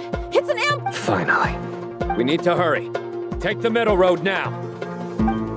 Mahamatrasino, area clear. Don't relax just yet. More Fatui approaching from the right.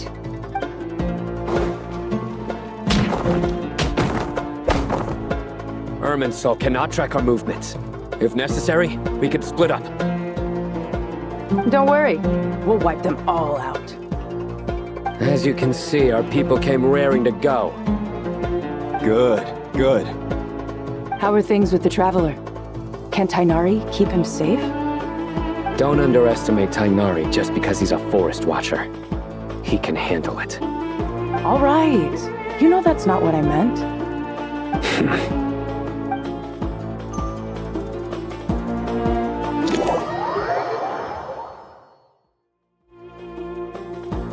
Sino and the reinforcements have drawn the Fatui's fire away.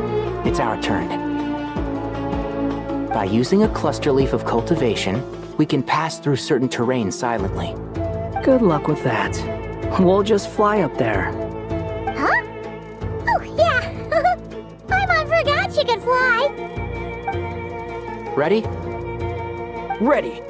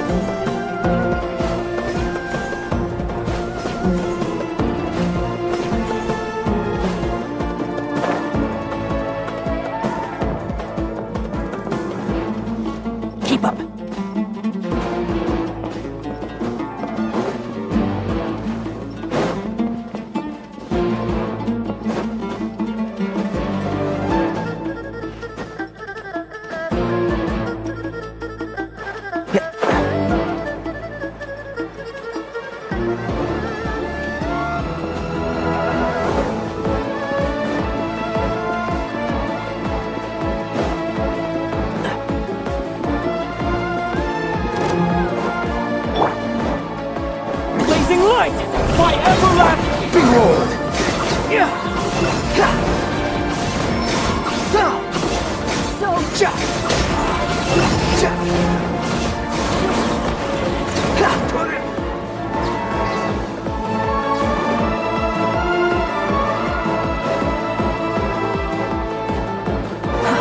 Too slow.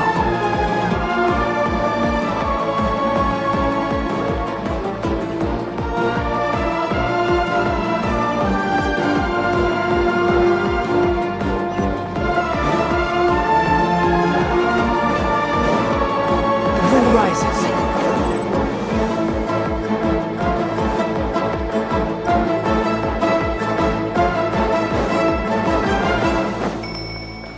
Quit following me.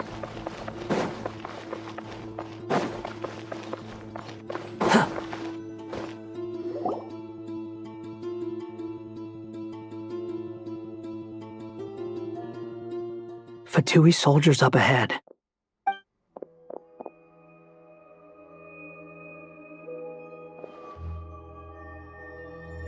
Careful.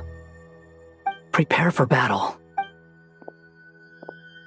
Hey! There's people over there! You have some nerve showing your faces here in the center of Sumeru City.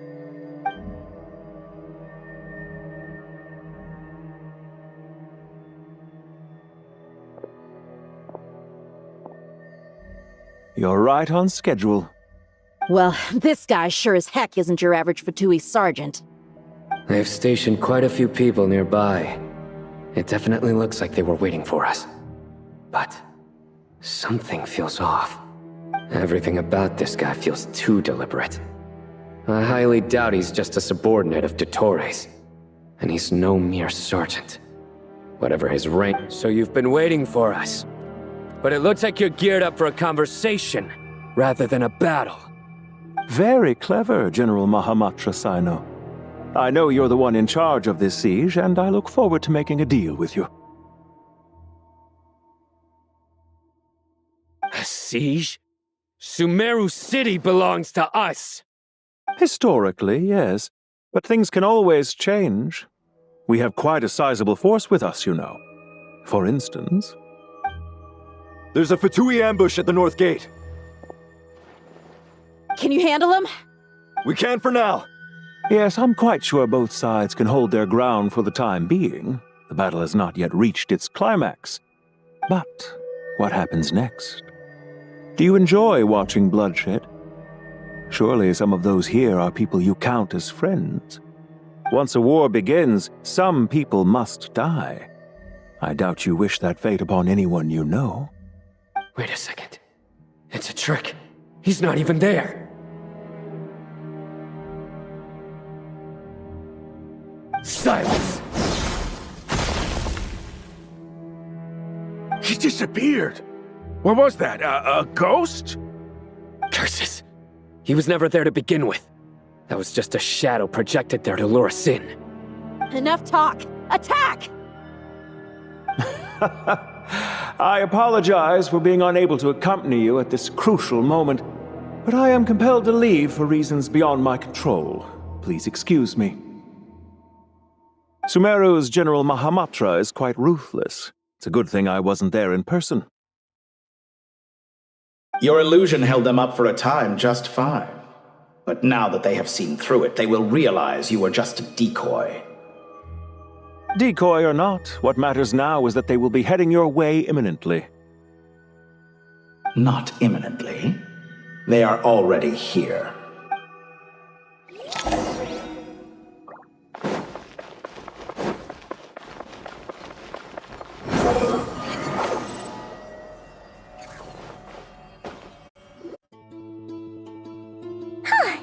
We made it! This is far enough. Tainari, you go help Sino. Don't worry about us. We'll manage from here. Are you sure you don't need me to stand guard? No need.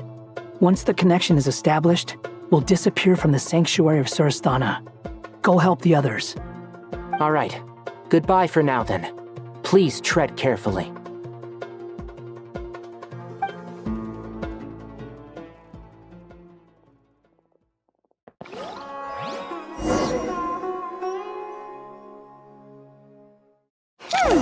Now where's the interface Nahida mentioned? Come on! Where's it hiding? Found it. It's over here. We can connect to the inside of Irminsul through the Sanctuary of Surasthana's built-in security system. You should be pretty familiar with the process. Is it the same route as last time? For the most part. We don't need to adjust any of the parameters. Then I should be fine. And Paimon? Once you're both ready, we'll set off. Wait! The stakes are way higher this time, right? Maybe Paimon should stay up. Huh? Why are you staring at me like that? It's nothing. I just suddenly realized how much you've grown. Hey, you've grown quite a lot yourself. Don't you two start getting into it again. Well, anyway, Paimon thinks she's pretty knowledgeable. Who's the best guide in Teyvat again? And don't forget, Paimon's a college student now. If we say Alhaitham's not a weirdo, it's hard to explain how he came up with the idea of you applying to the academia. But for all that he counts, you're doing surprisingly well in your studies. She just goes to show how important it is to have someone supporting you. And Paimon's not the only one. That's fair. I have learned a lot in Sumeru. Oh yeah. Did you ever come up with that ugly nickname you promised me? What? No way! We're friends now! Paimon gave up on giving you one ages ago. Anyway, isn't Hat Guy enough of a nickname for you? Fine. Suit yourself. We need to go. Paimon, if you're staying, look after yourself. Will do. Paimon's gonna link up with Tainari and Sino. You guys are the ones who need to be careful. We will be. Bye for now.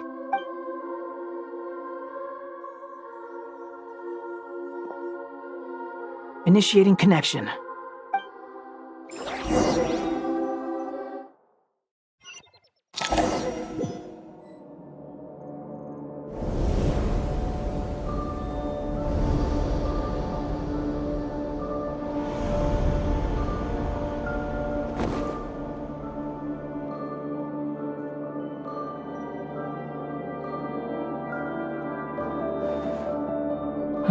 Well, here we are again. Come to think of it, I still don't even know where we're going. Thanks to our terminals, it should be impossible for Irminsul to read. I can... Don't tell me. Only you need to know. That way, whatever happens to me next, it won't affect your progress. Listen to me. Your safety is just as important as mine. Don't even think about sacrificing yourself for the greater good. We came here together, and we're leaving together. All right, if you insist. I won't argue with you.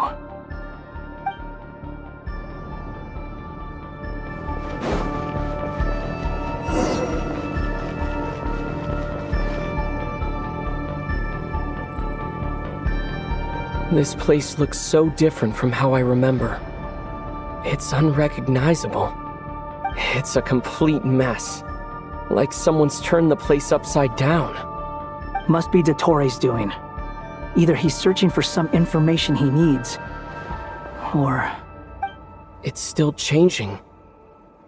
He has to know we've entered Irminsul.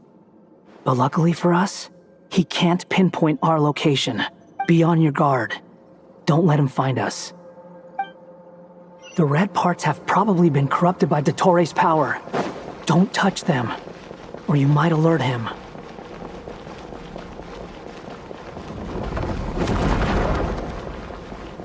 He's looking for us. Tread carefully. That wall could be a problem. Fortunately, it looks breakable. Give it a shot.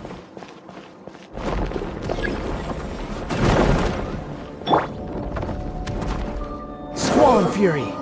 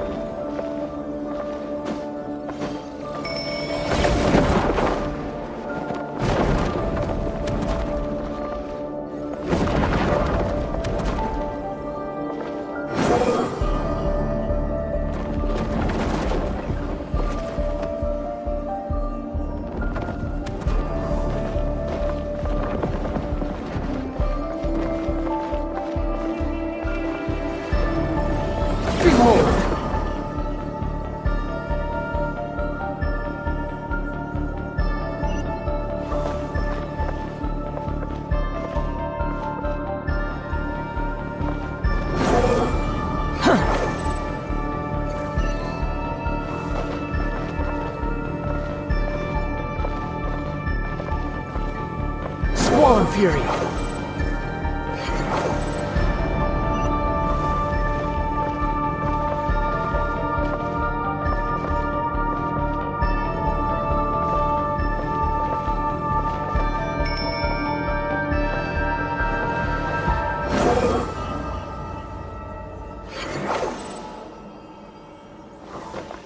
The same old trick again?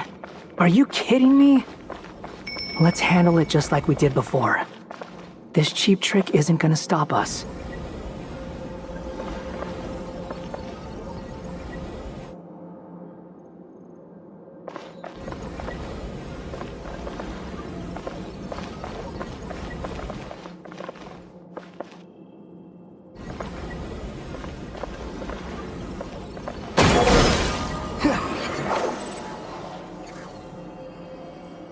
Oh no, it's a trap. Is that why he was using the same trick over and over again? To get us to lower our guard?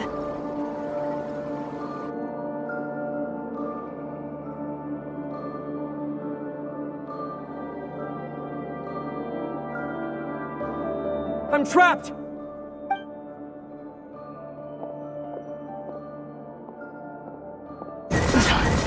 Why won't this thing budge? Hello? Hello?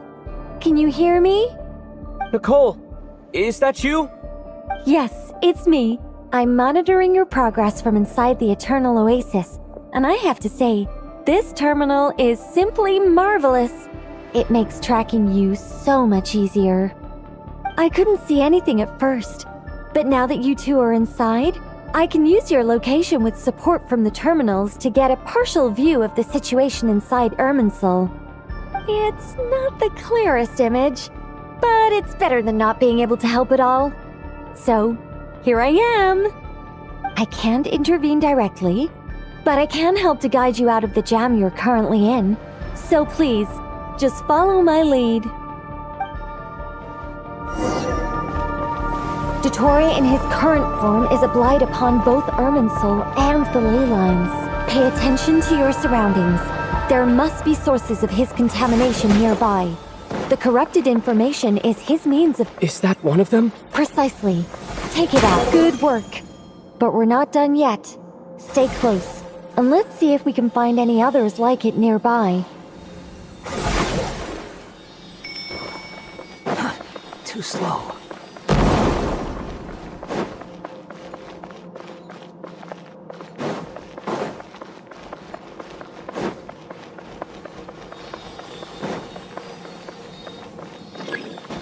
Swan Fury! This must be another one. Agreed. Now... Oh, wait!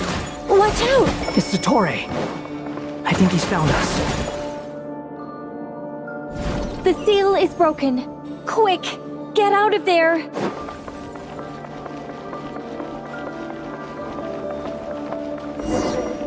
And where exactly do you think you can run to? Wait, what is that? Pursuers!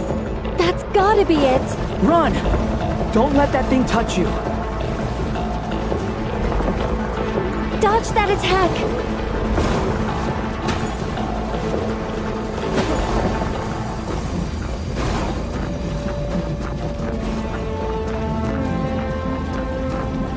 There's more than one path. Which way do we go? To the left! Trust me!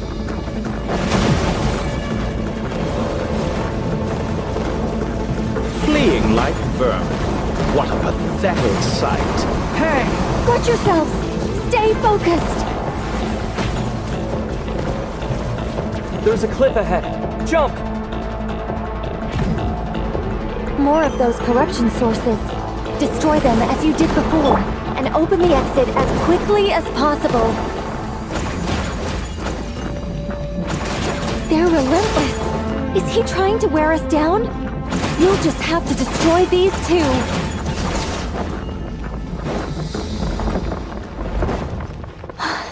I think the pursuit is over. Hard to say. Stay alert.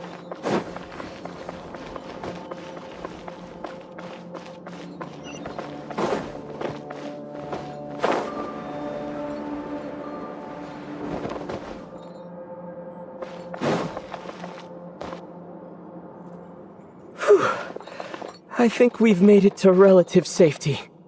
Phew, goodness. That was tough. You doing okay? I'll be fine. Don't worry. Take a short rest, and then... Nicole? The connection's been cut. But that means... Look at you supporting one another. How very touching.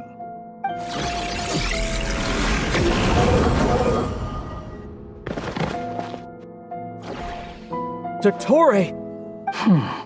Took you long enough to find us. You're more useless than I thought. Oh, really? I think I deserve a little more credit for my methods than that.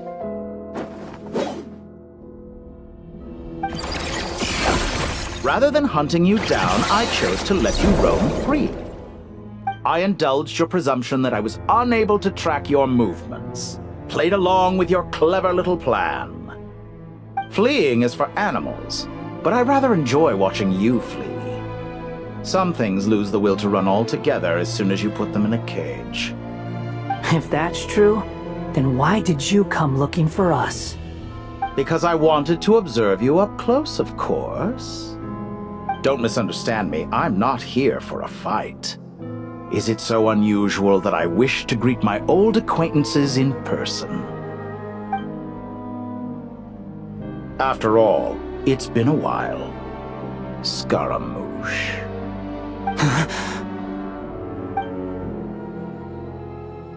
Why are you so afraid? I have done nothing unprecedented in discovering the truth. Nor did I go to any great lengths to uncover your story. You made a bold series of moves in deciding to erase yourself, and with the power of this great chronicling device called Irminsul, you were able to achieve something quite remarkable. Once most people form an opinion about someone, it tends to imprison their mind. Yet you managed to erase every trace of your existence. A novel take on death indeed. However, this meant that you stood out to me all the more when I saw you in Nobcry. I didn't even have to go looking for you. Just the sight of you was enough for me to intuit the truth. For someone in my position, connecting the dots was a trivial affair. It would have been more surprising if I hadn't managed to piece it together. You seem very pleased with yourself for figuring it out. I'm sure you'd even be more delighted to learn the full extent of your crimes. That would hardly be necessary. Besides, isn't there something that concerns you more right now? Something that fills you with dread? Let me put your mind at ease. I have no intention whatsoever of restoring any of the records you deleted. For one thing, it would be exceptionally difficult. But more to the point, I doubt that the prospect of losing your current life is all that frightening to you. Because in your case, the cruelest twist of fate is that you'll never again have the chance to make up for any of your mistakes. Isn't it? Dottore?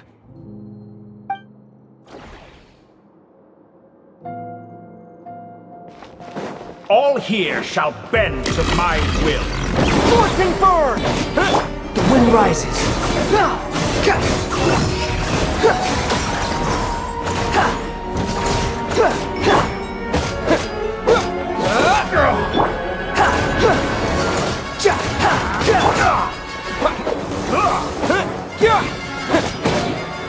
Behold! I'm afraid you'll need to do better than that to take me down. I expected you to have grown stronger. Ah, how foolish of me. I forgot that you lack any means to increase your power. You will pay for everything you've done! Oh, will I now? Far enough.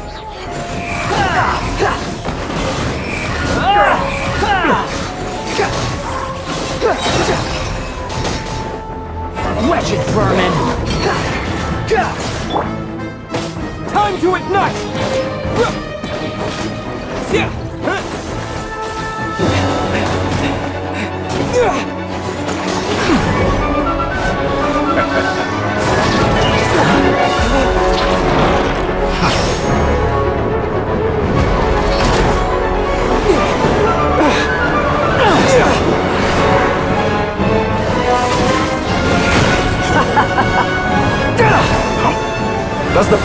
of death amuse you?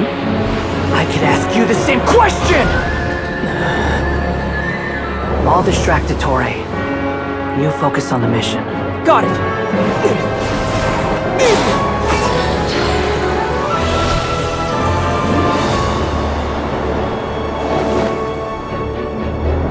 For the hopes and dreams of the masses.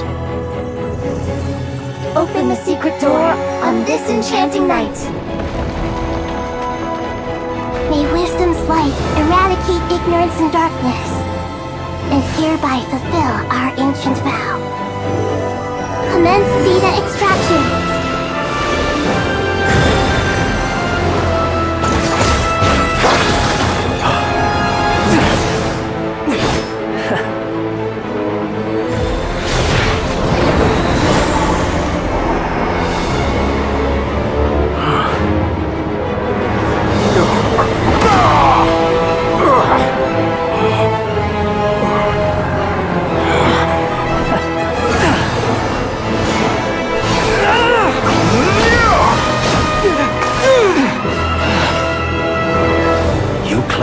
Outdated ideals and stand in the way of progress.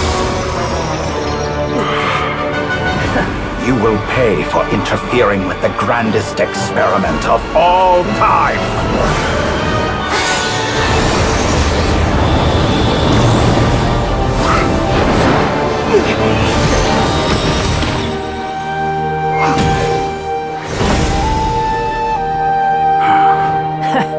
Good timing. Dottore, as clever as you are, you fail to understand wisdom. Wisdom takes many forms, but the path you have chosen eschews them all.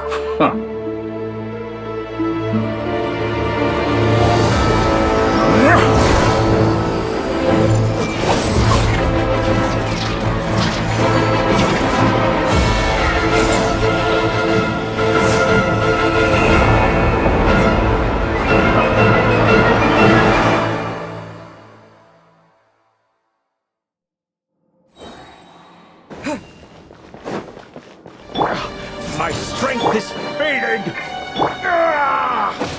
Since we're within Irminsul, it stands to reason that any power you wield comes from it. You're extracting the information from Irminsul just to strip me of my power. I will find his weakness.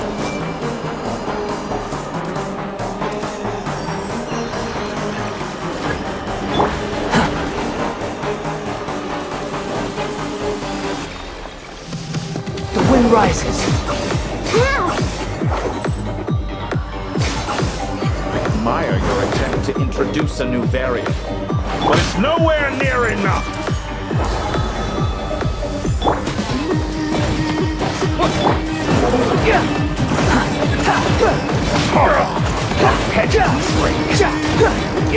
Swarm Fury.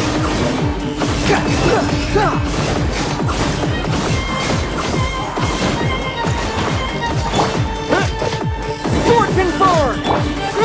Grow!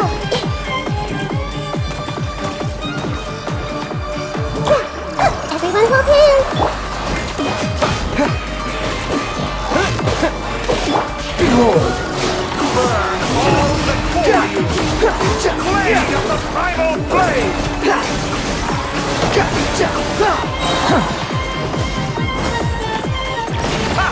You won't destroy. We're so close! Just hold on a little longer! I'll hold him up. Traveler, Hat Guy, the rest is up to you. We certainly have a knack for surprising each other, don't we? I'm just getting started. It's time. Say your prayers. Tsunami defensive, but watch your back.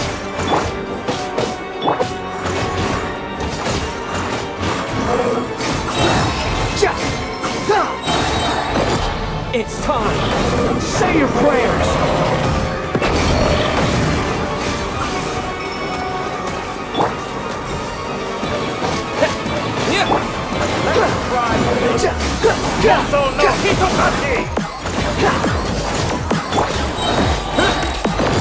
It's time.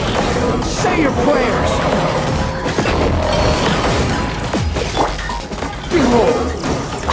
lose to this.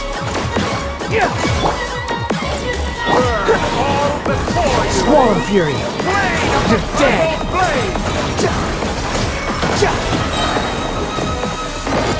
It's time! Say your prayers!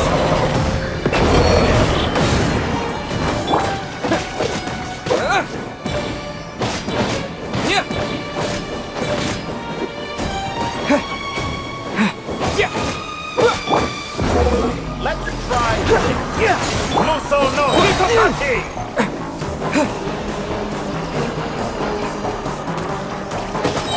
Scorching! It's time! Say your prayers! Finally, time for you to die. Excited? Time for me to die? How could I have reached this place if death was something I feared? The last gasp struggle of a dying man is a pretty pathetic sight. It's time! Say your prayers!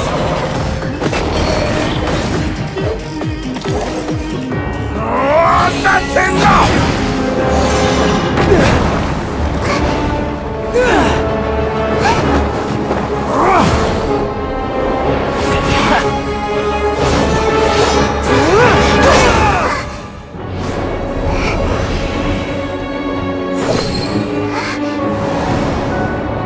It's all yours. Do with it as you see fit.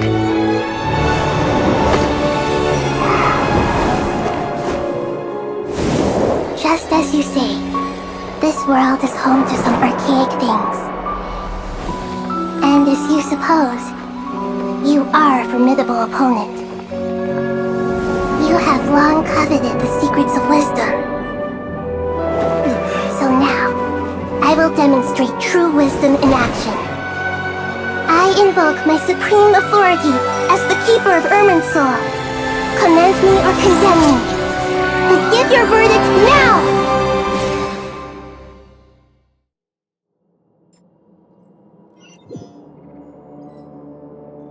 Blessed One of Wisdom, Mahakusaladhama, are you certain that you wish to exercise your authority to destroy Irminsul? It represents both your roots and your finest accomplishments. You truly intend to abandon the very thing you have always fought for? This is my decision. Irminsul has been corrupted beyond redemption. Irminsul is the original tree of Teyvat. It is the means by which the heavenly principles maintains fate itself. The 7 Archons should honor and revere it, for their authority was bestowed upon them by the heavenly principles. It is precisely because I honor and revere it that I fight for the humanity it exists to protect. Wisdom is knowing how to weigh the options and make the right decision. If you truly care about the fortunes of this world, then it is me you should seek to preserve. Planting a seed begins the chain of cause and effect. Since you have become a great tree yourself, why should the loss of another tree be anything to fear? Till we meet again, Lord of Dendro.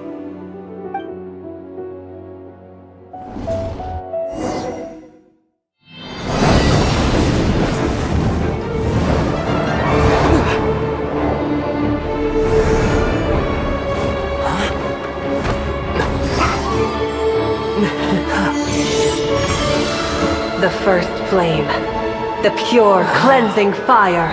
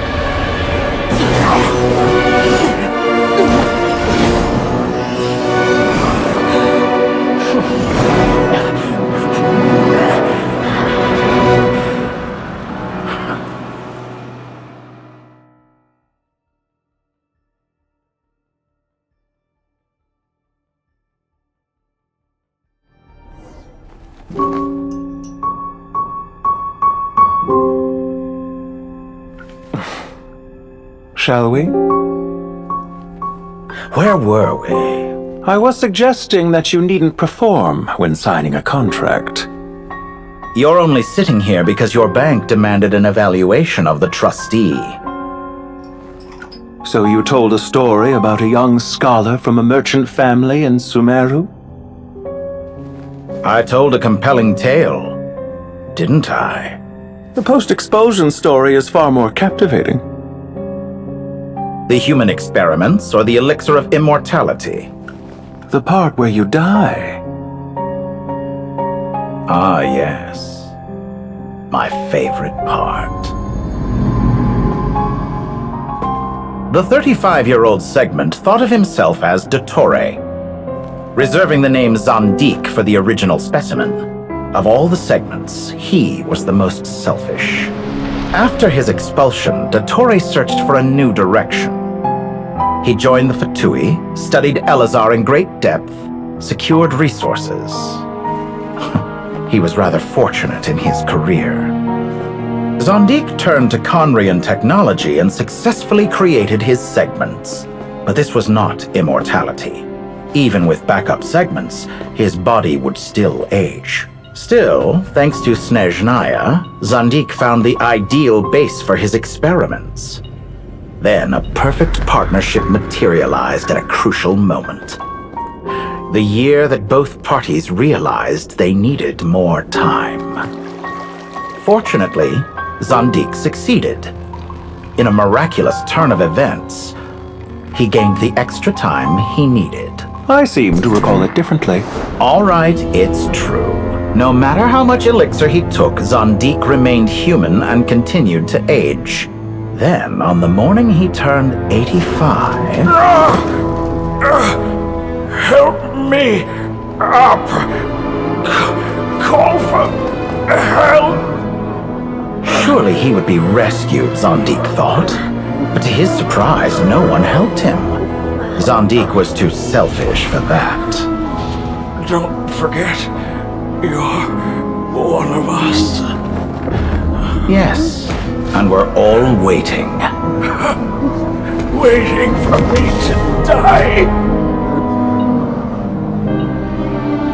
Pantalone arrived for a meeting and happened to witness what followed. He found it unsettling. I never said that. But the Zandiks were unfazed. It was a rare opportunity for self-dissection.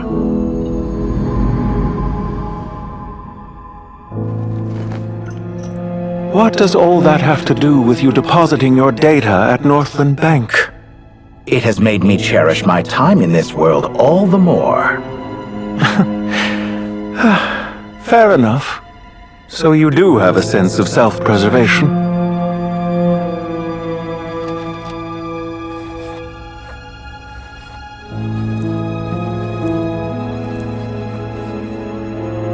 What do you mean? You're hardly normal, and you don't cherish life. You just don't want to admit defeat in the limited time you have. Even so, don't I deserve an interesting ending? I'm counting on it.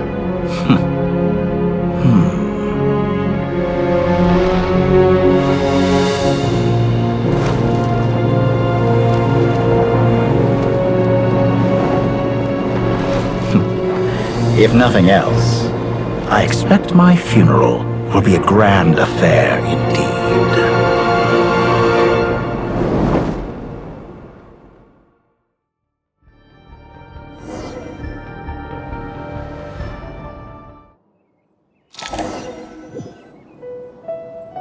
What a magnificent fire. In Snezhnaya, we light fires to ward off the cold. Fire, it seems, is antithetical to ideas such as cold, frozen, and unchanging. Perhaps it has always been that way. From the beginning, fire has been used to drive away wild beasts and warm the body and mind. You could say it's a form of treatment. One that cures the human heart of mortal fear. Mortal fear? Something you haven't been acquainted with in a long time, by the sounds of it. Whereas you, I'm sure, must know the feeling quite well indeed. I remember when we first discussed the elixir of immortality. You claimed that extending your lifespan was about buying more time. But was that really the truth? You fear the prospect of dying a wretched end in this world, don't you? Of course I do. I'm only human after all. And while you may have forgotten it, you cannot deny that you too were once human, Dottore. I do not believe that there is no such fear in your heart. Perhaps you are right. But I abandoned it long ago and devoted myself to my experiments. I have felt no fear since. From the very beginning, I never thought you could win this game. But still you came. Contract in hand, to honor our agreement. Because I am a reputable partner. And as we have discussed, experiments are about more than results alone. The process is equally important. I have come here and completed my creation, and I do not regret my decision. I'm afraid your journey ends here. After I die, there will be no one to make the elixir of immortality, and your remaining stock will only last a few more years. How then will you prove that you didn't perish in this incident alongside everyone else? When I feel optimistic about market environments, I never forcibly adjust them. They have their own direction. And I myself am one such environment.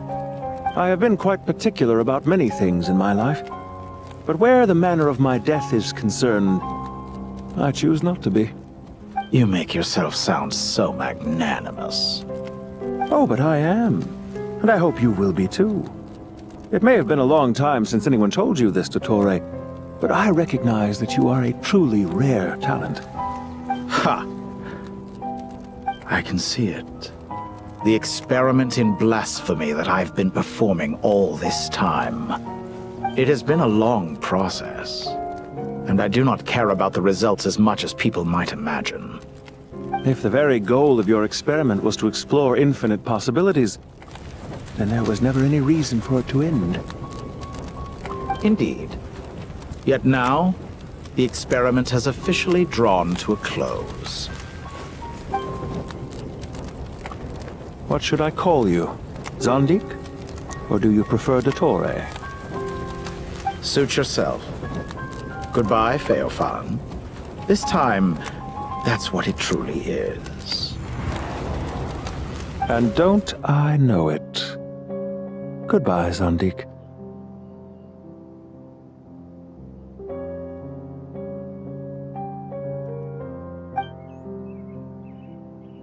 I could have carried out many more experiments, but to me, Lord of Dendro, this outcome is certainly not the worst. I believe you.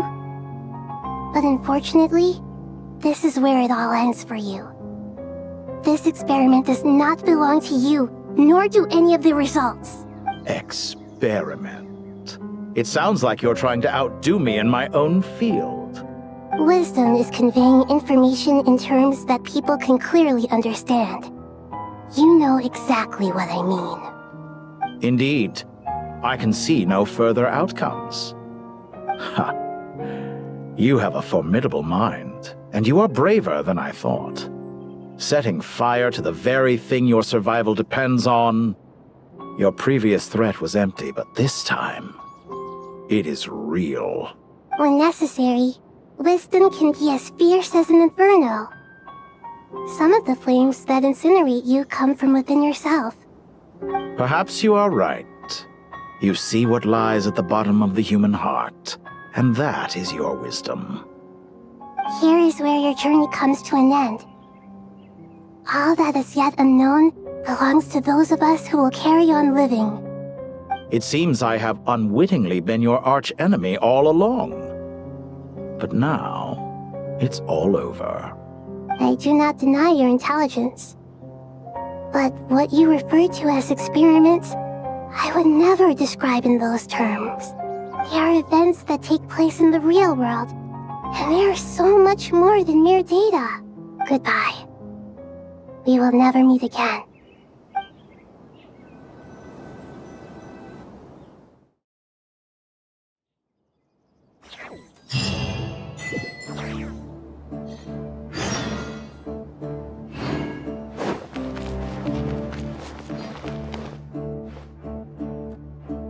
Well, that's the last of them. Everyone on the list is already back where they should be. It was a long, hard road, but we finally finished escorting everyone back. I just pray that we'll never need to leave again. I hope we can stay here forever in this peaceful paradise of our own choosing. Paradise. In the annals of the Temple of Silence, that word carries great significance. I wouldn't think gods need such a place. People always think they're the only ones who can lose their homes. They forget that gods too need a place to reside. As the Goat King once said, "A god without his people shall cease to exist." Gods need their believers every bit as much as their believers need them. Only we can truly understand how much the desert faith has faded over the centuries. But we still talk about the gods as though they're part of our lives. Given the myriad ways in which gods and humans interact, I'd say they really are. How else could Dunyarzad consider the Dendro Archon a friend? Well, that sounds about right to me.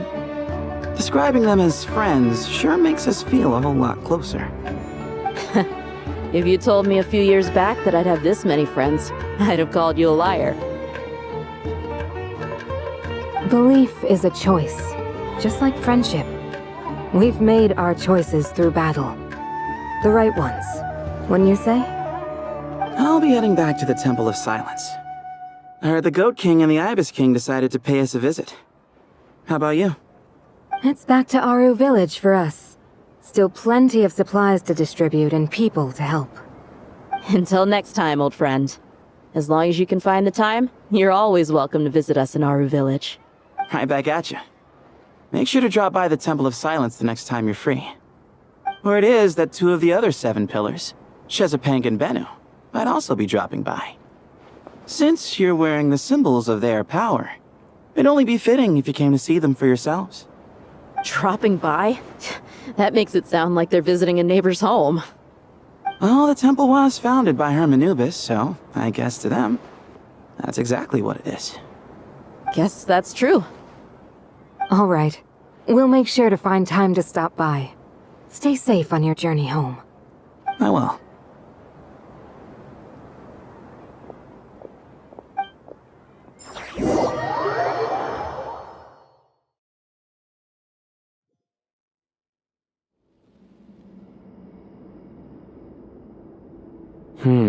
You do have a point. See? Retirement has always been a problem, especially for old-timers like us who've been locked away all these years. You finally step out into the light, and bam! You're face to face with a whole different world. Naturally. What do you think, Layla? Huh? Why would you think to ask me? How could I possibly be qualified to decide where the servants of King Deshret should live? Sorry if my question was unclear. Do you think their statues will stand out too much if we place them here? Hey, I never agreed to this. How could we possibly allow our statues to be left in Hermanubis' home? That would be like breaking into someone's house, then pretending it belonged to you in the first place. Different beliefs can coexist. We still need to respect one another. By which you mean, you two plan to stay at the Temple of Silence, for a while at least, but you have no intention of relocating your statues here. So, you see this as sort of a family visit? Is that correct? Family. You could say that. In a sense, Hermanubis would view this as his home. Just look at this place. Magnificent, is it not? The sad truth is, in the past, all 3 of us invested so much into misguided ventures. We failed to build what we should have, and wasted so much time instead. And what do you mean by that? I mean that for the most part, time spent associating with the likes of Sobek, and, let's say, Thoth, might reasonably be considered wasted. Why does that not surprise me? Go on. Anyway, given how much time we'll all be spending together, I'd say that the bonds we built will end up proving to have been a sound investment. Once Sethos, the current leader of the Temple of Silence, returns, you can discuss the matter of staying here with him. But judging by the expressions of everyone here, I imagine you'll receive a very warm welcome. This sacred ground houses untold knowledge, after all. What better place for the servants of King Deshret to appear in the mortal world? How about we share a meal together first? I imagine it's been many years since you last tasted fresh food. Oh, that sounds wonderful! After so many hundreds of years, I can only surmise that desert cuisine has become a lot more varied. Are we having a get-together? If you'd like, I can help prepare some food. After all, Lord thought that you helped me so much in the desert, and I still haven't properly thanked you. Oh, my, that would be wonderful. I'm touched that you still remember. How the times have changed! To the people of today, it seems the Ibis King has become a kind and passionate god. And you, Mr. Herreshoff? What kind of god do you wish to be? To be honest, I haven't given it much thought. How about you, Dendro Archon? Do you have any hopes for your future? Me? I'm very happy with my current life. Forgive my bluntness, but you do not seem to derive your authority from majesty and might, like Lord Al-Ahmar. Clearly your approach has its advantages, but also its dangers, don't you think? I do, but projecting a majestic front doesn't really suit me. Besides, my relationship with others isn't simply one of a god and her people. Not putting on airs might earn you more adoration. Exactly. Besides, I really like parties where everyone brings their own food, and we all come together to share. You should join us. I'm sure you'll find it fun. Last time when we got together for a picnic near the Avidia Forest, it was quite the occasion. Seeing as you're already here, how about we hold the next one in the desert? Can we do that? Wouldn't Tainari have to transport a ton of drinking water? Don't worry, I can help out. Layla, would you like to join us next time? Me? Sure. The more the merrier. That way we... Don't take this the wrong way. I just think you should know. When it comes to passing the time, chess is more our thing. In that case, Dendro Archon, what do you say? If I were to compete against you, I can't say with certainty I'd win, but I certainly wouldn't mind giving it a shot. Where's Sobek? I'm sure he'd be good for a few rounds. Cards, cards, cards! I'll always prefer chess. I wonder what variant of chess we're talking here. Mr. Thoth, is there some sort of astrological significance to this game? Oh, I'm glad you brought that up. As long as the leader of the Temple of Silence agrees, we can search Hermanubis' place for books to teach you how to play.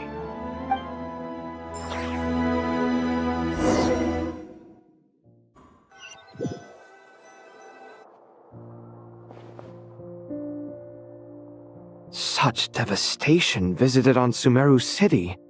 So many houses destroyed or damaged in the fighting. Who could have foreseen this? Look at all of this. It's going to take me forever to tidy up. I suppose living below the academia doesn't always work out to your advantage. I would have thought a little appreciation of my sincerity and effort in helping to clean up this mess might be in order. Helping? Effort? This is your house! Of course you should be putting in the effort! If anything, I'm the one who's helping! So you see yourself as just a helper in this situation. I must admit, I'm rather shocked. If you're trying to say that since I live here too, I have an obligation to tidy up, fine, I suppose I do. Wait a second, stop changing the subject! Nevertheless, in the wake of a great storm, a missing roof is a predictable inconvenience. Can you stop making it seem like I care more about this house than you do? Doesn't it upset you at all to see your home in this state? I won't pretend it's ideal, but that's no reason to be upset. This is the roof over your head, your shelter from the cold. The furniture is scattered, the paintings have fallen off the walls, the windows are shattered.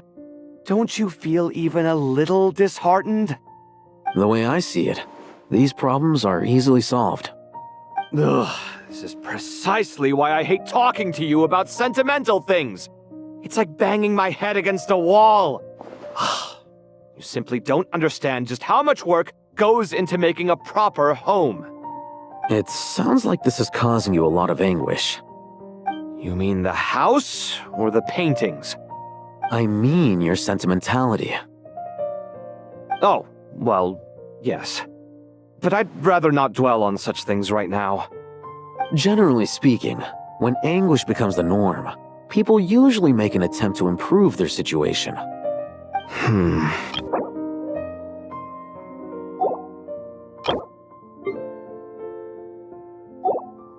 But there are so many people and things in life that are difficult to change. It's not like you can force them. Besides, anguish can be a source of inspiration, and I'm not sure I could break my reliance on it. I'm glad you're able to make yourself think like that. What kind of a response is that? I was stating a profound truth about the very nature of art. Suffering is the cradle of all creation. Even you can't deny that. And I wasn't trying to. I'm just happy for you. Pure and simple. Can't you tell? Happy about what? Happy that you can always find an answer that backs up your views. You...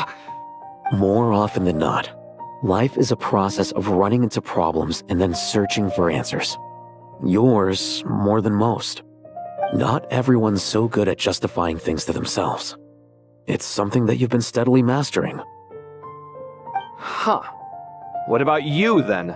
What skills have you been mastering lately? Pass me that box. Huh? Okay.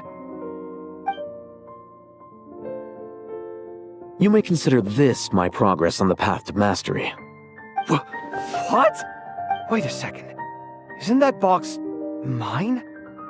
Hey, it is! It must have fallen off that shelf. I'll hate them. Those are my paints and inks. Would you like me to put it in your bedroom for you? Huh? I mean, what kind of progress is this? Does he think he can bribe me? Not that giving me these books on the floor. They're a complete mess. And this one, didn't he say it was an out-of-print collectible? It's completely covered in dust, and some of its pages have even fallen out. Ugh, guess I should help him repair it.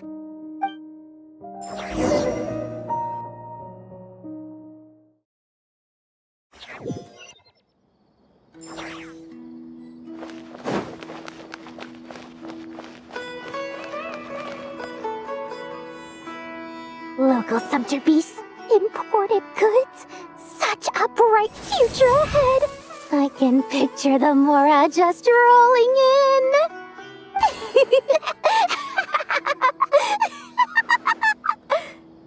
You do realize you sound like a choking cow? It's called being imposing. Can't you feel it? Are you not intimidated? Oh, I'm positively shaking in my sandals. What commands do you have for me, oh mighty Lord Sangamabe? You've got a lot of nerve, Nefer. You went and told Candace and the others everything, didn't you? Seriously, do you have any idea how differently they see me now? Surely that's a good thing. I presume they're more disposed to actually like you now, maybe even view you as a friend. You traded my secret for sympathy! Thanks to you, I've lost every last shred of my mercantile majesty.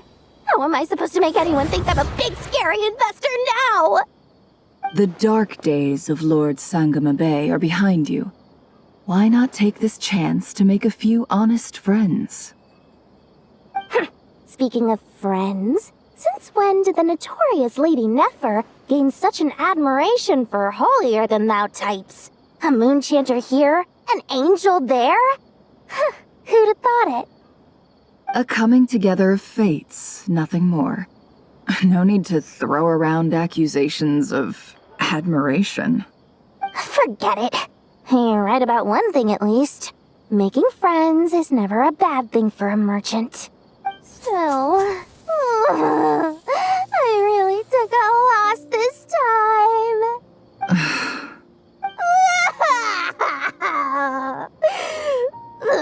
What are you looking at? I'm trying to see if you're really crying or if those are just crocodile tears.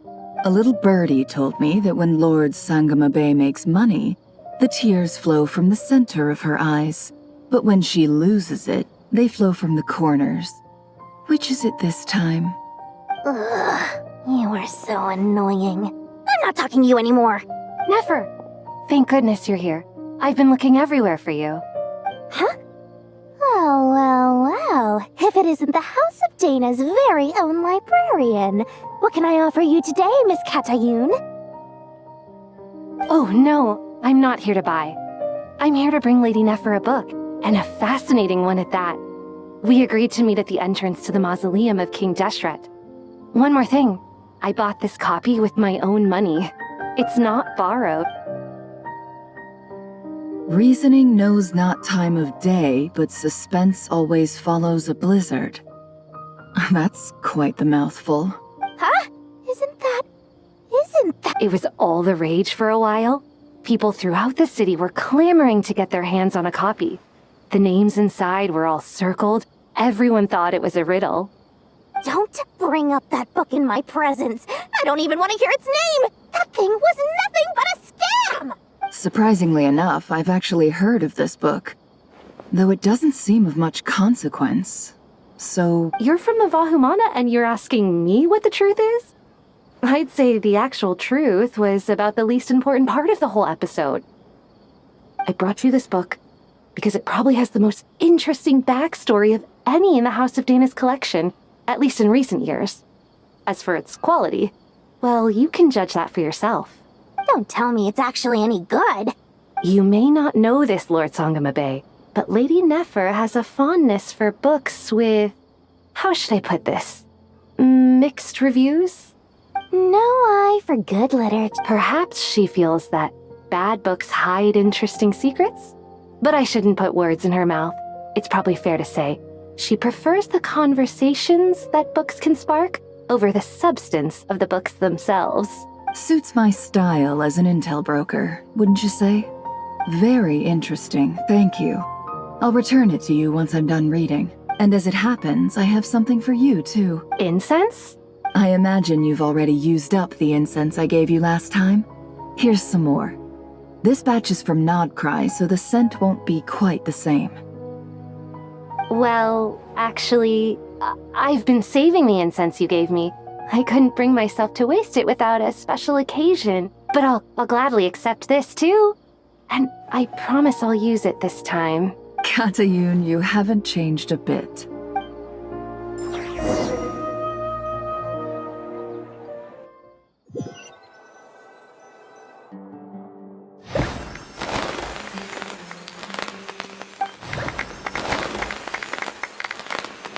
Congratulations, Kale. Well done, Kale. After studying for so long, you've finally become a full-fledged ranger. Sure hasn't been easy for you, huh? This really is fantastic news. All grown up. No longer a trainee, but an official forest ranger. Oh, the next step is to secure tenure in the academia. Thanks, everyone. It's true. I'm an official forest ranger now. Master Tainari, thank you for your guidance and support. I wish Mr. Sino were here so I could thank him too. Sino had a matter to attend to at the Temple of Silence. I don't imagine he'll be back for some time. But don't worry, We can celebrate together once he's finished. I'm afraid the party will have to wait. Kale still has some matters to attend to first. Kale? Is everything all right? No, it's not what you think. There's nothing wrong with my health. I've made plans with the Traveler and Paimon to visit Mondstadt. Master Tainari and Mr. Sino will be accompanying us too. Well, that's a relief.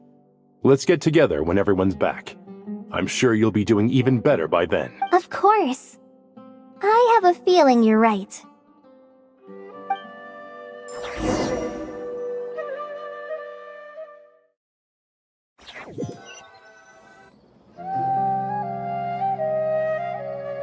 Phew! After all that catching up on sleep and food, Paimon's feeling full of vim and vigor again. For someone who spends so much time resting, your recovery routine is surprisingly simple. Hey! Paimon's been working her butt off too, you know. She flew all over the city helping everyone out. Don't worry, I saw how hard you worked. Alright, we all know you're the most hardworking person in Teyvat.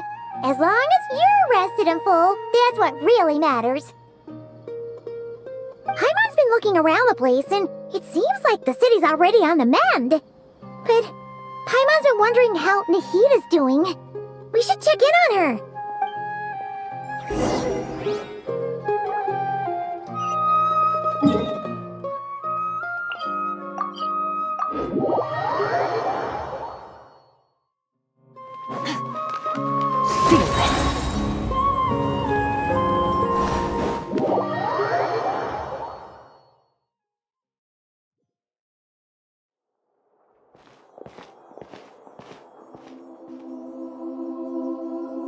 Hey, Nahida! And Hat Guy's here too! Traveler, Paimon! What's going on here? Nothing much. Nahida was just expressing concern for my physical and mental well-being. Oh, the Traveler told Paimon all about that. We've both been very worried about you. Are you feeling alright? You make it sound like I'm on the brink of some kind of breakdown. Truth is, I'm doing much better than you might imagine. If we can just get to the bottom of Dottore's intentions, we can minimize his negative influence. That's the sort of thing I excel at. Just listen to that newfound optimism. It seems like having you enroll in the Bahumana was a truly inspired move. I can really see the positive influence. Observe, a classic Sumeru specialty. Chalking everything up to education and learning. To be honest, even I can sense the change in you. Everything Dottore said to you was a way to manipulate your mind. Fortunately, you're no longer under his sway. Can someone as old as me really continue to grow? If it helps, just think of yourself as a late bloomer. It's all a matter of phrasing, and it comes down to what standards you measure yourself by. For a puppet, developing at such an age is perfectly normal. But if you choose to call yourself a late bloomer, it sounds more like you consider yourself human. However you see yourself, well done. Alright, I see what you mean. Anyway, what's your next step? What else can I do but complete my current courses? Everything else can wait. Anyway, that's enough chit-chat. There are still things in the city I need to help out with. I'll be heading there now.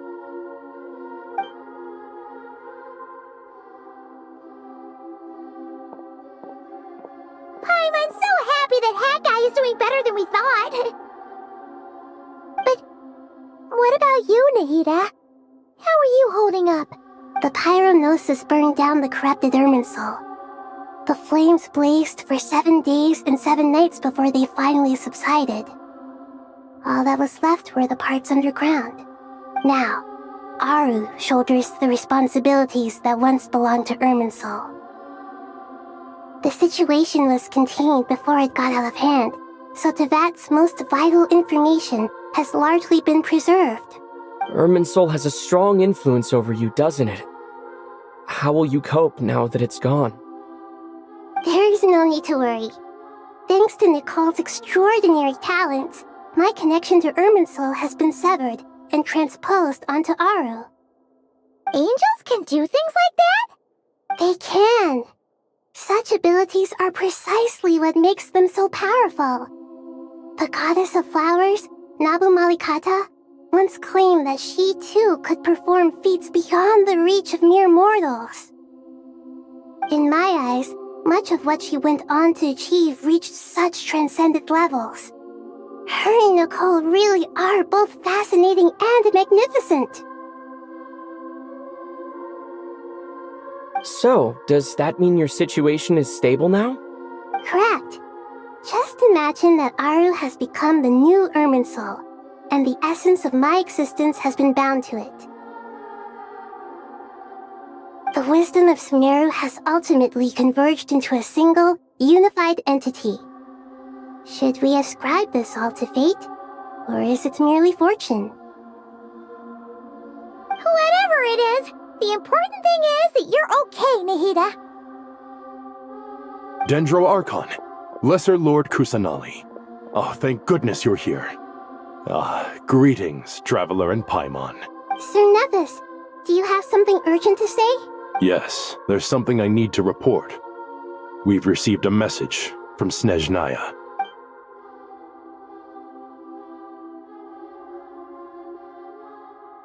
The Fatui Harbinger, the Rooster, sends us his sympathies, along with all the usual pleasantries.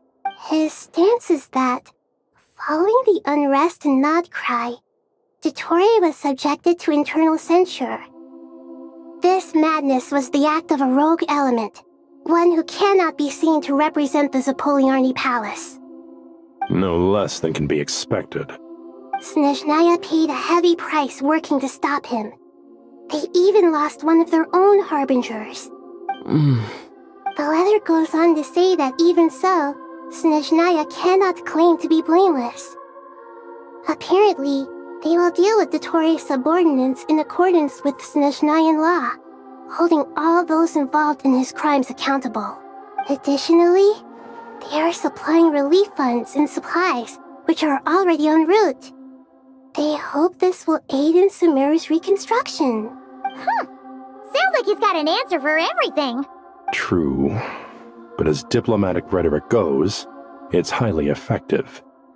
Completely watertight, both in logic and sentiment. This disaster has had a profound impact on Sumeru. There is much that I will keep in my heart. The matter of Dottore can be seen as settled for now. We are sure to cross paths again in the future, and in that light, Snezhnaya would do well to uphold their responsibilities and keep a tight rein over their actions. With Irminsul burned, the flow of fate now carries many more possibilities.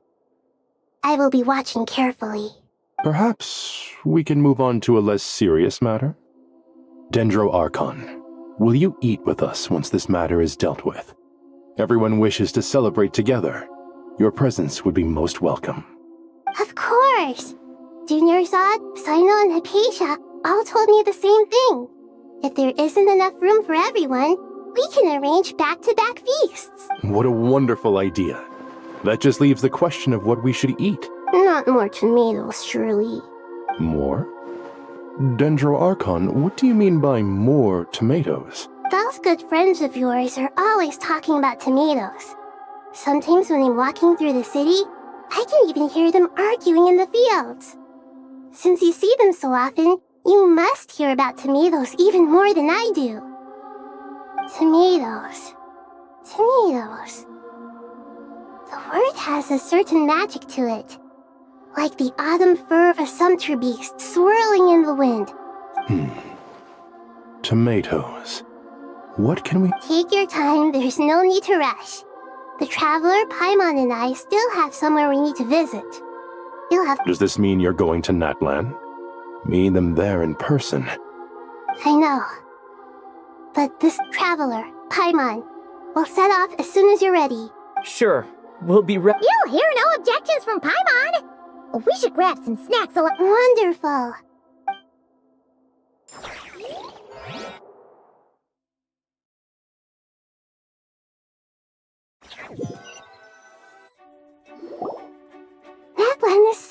lively place. It's super cheerful and positive, too. I can see that. There are people outside exercising at all hours. Such a healthy way of life. You came. Welcome, welcome. You must be hungry from your journey. Would you like something to eat? Oh, thanks, but no thanks. We've been eating the whole way here. We had a mushroom platter, Sab's meat stew, butter braised chicken, Hadasara pudding. Paimon's positively stuffed. All right. No need for all that detail. I'm starting to get hungry myself. Maybe later then. We can wait till everyone's got an appetite, then all head out for a meal together. Sounds like a plan. Let's find somewhere to sit down.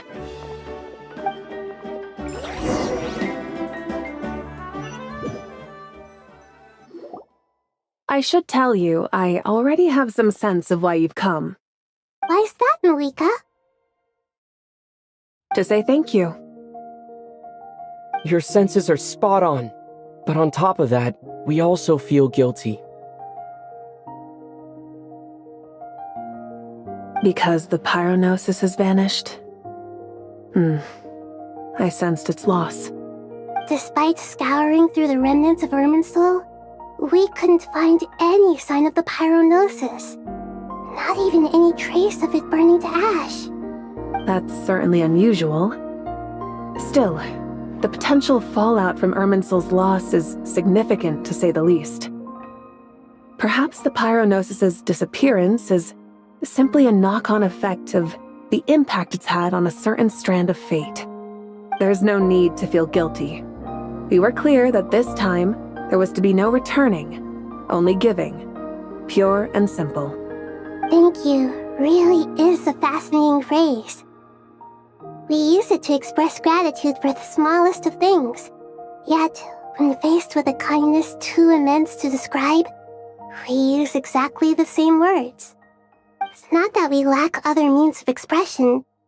It's that when we truly need to express our feelings, the simplest and purest words are always the most powerful. You're right.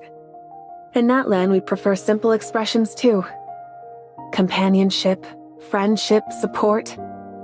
They might not sound fancy, but the sentiment behind them is sincere. That's wonderful to hear. Sincere feelings are often a vehicle for the deepest wisdom of all. Irminsul's destruction doesn't seem to have done you much harm.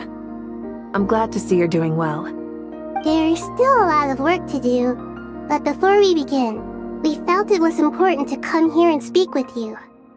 Partly to express our gratitude, but also because we felt that seeing you, in a sense, is like basking in warm sunlight. That's a nice way of putting it. I like that.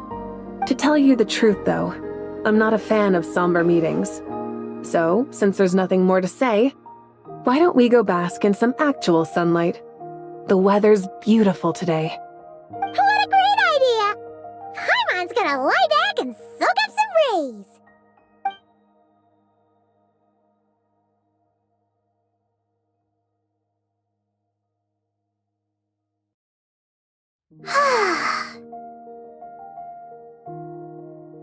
In that case, I think I'll lie down for a bit too before we head to our next stop.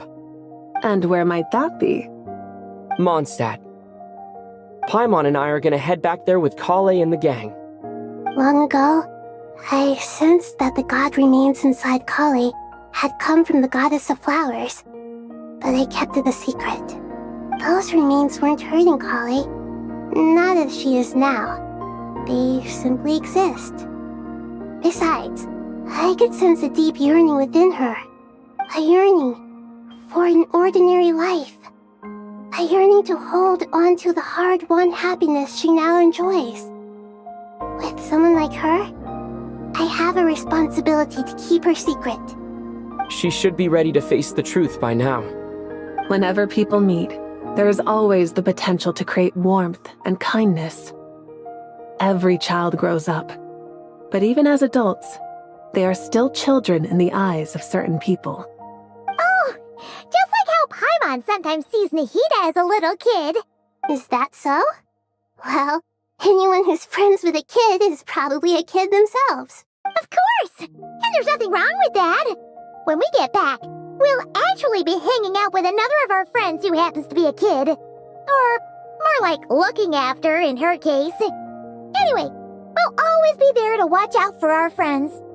Dear Sucrose, when you receive this letter, I'll probably be as busy as always. But busy with wonderful things. That's because I'm no longer a trainee. I'm now an official forest ranger. Impressive, right? Sino said that official rangers sound much tougher than trainees. Though he did say it was already pretty tough to start out with. You probably heard that something big happened in Sumeru recently. Don't worry, it's all been taken care of. We're heading to Mondstadt soon, so if you're free, maybe we could meet up? Plus, it's not just me, a few of us are going. Hey, do you still remember that time we all got together?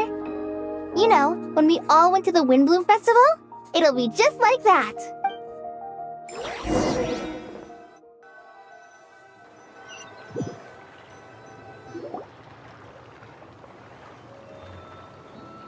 Dainari, is that... Don't you say it! Is that the great VII? Behold, the great VII, General Mahamatra. How times have changed. I wasn't expecting you to beat me to the punchline. You've changed. You've really upped the aggression in your battle against Sino's jokes. Kale, how did you know what I was going to say? For the love of... Hey! Traveler! Paimon, you're right on time! I hope we haven't kept you waiting. Kalei! Sucrose! It's been so long! How have you been? I've been well. Everything's going great. What about you? Are you still busy? Not at the moment. Oh, right! That juicer you gave us works amazing! Farzan loves it! Seriously? That's wonderful! I don't suppose you drew up a detailed test report. Oh, what fruits did you use? How's the texture of the final product? Sucrose, you might want to try asking your questions one at a time. Albedo! Paimon didn't see you there! It's been a while since all of us were together like this. How about we follow the same plan as last time? Good idea, my friend. You never disappoint. So, what are your identities this time? Don't remind him. First things first. Allow me to introduce our very own official Forest Ranger Kale. The rest of us are simply her humble travel companion. This sounds like one of those mushy stories that gets people hooked on some corny, heartwarming premise. Oh, is our story not heartwarming? If I recall correctly, there was even a scene like this in King of Invocations. Besides being heartwarming, our story's also about tough, impressive-sounding job titles. At least, that's what I think.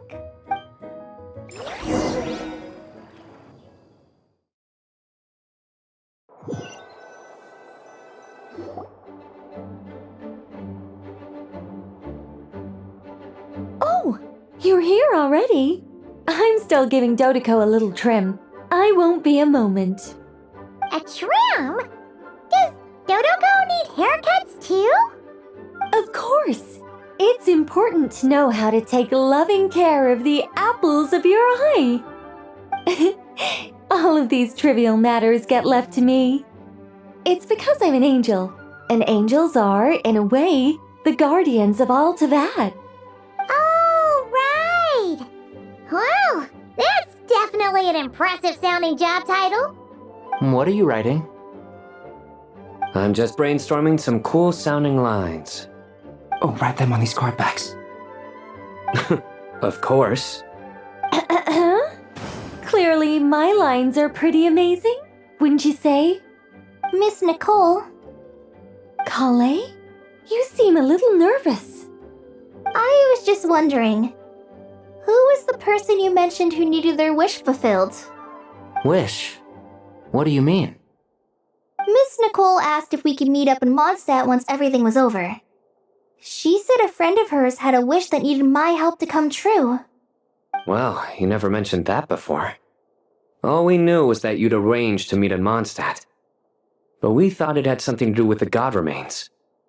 To be fair, everything I told you was true. Anyway, my friend is waiting. Come on, let's pay her a visit.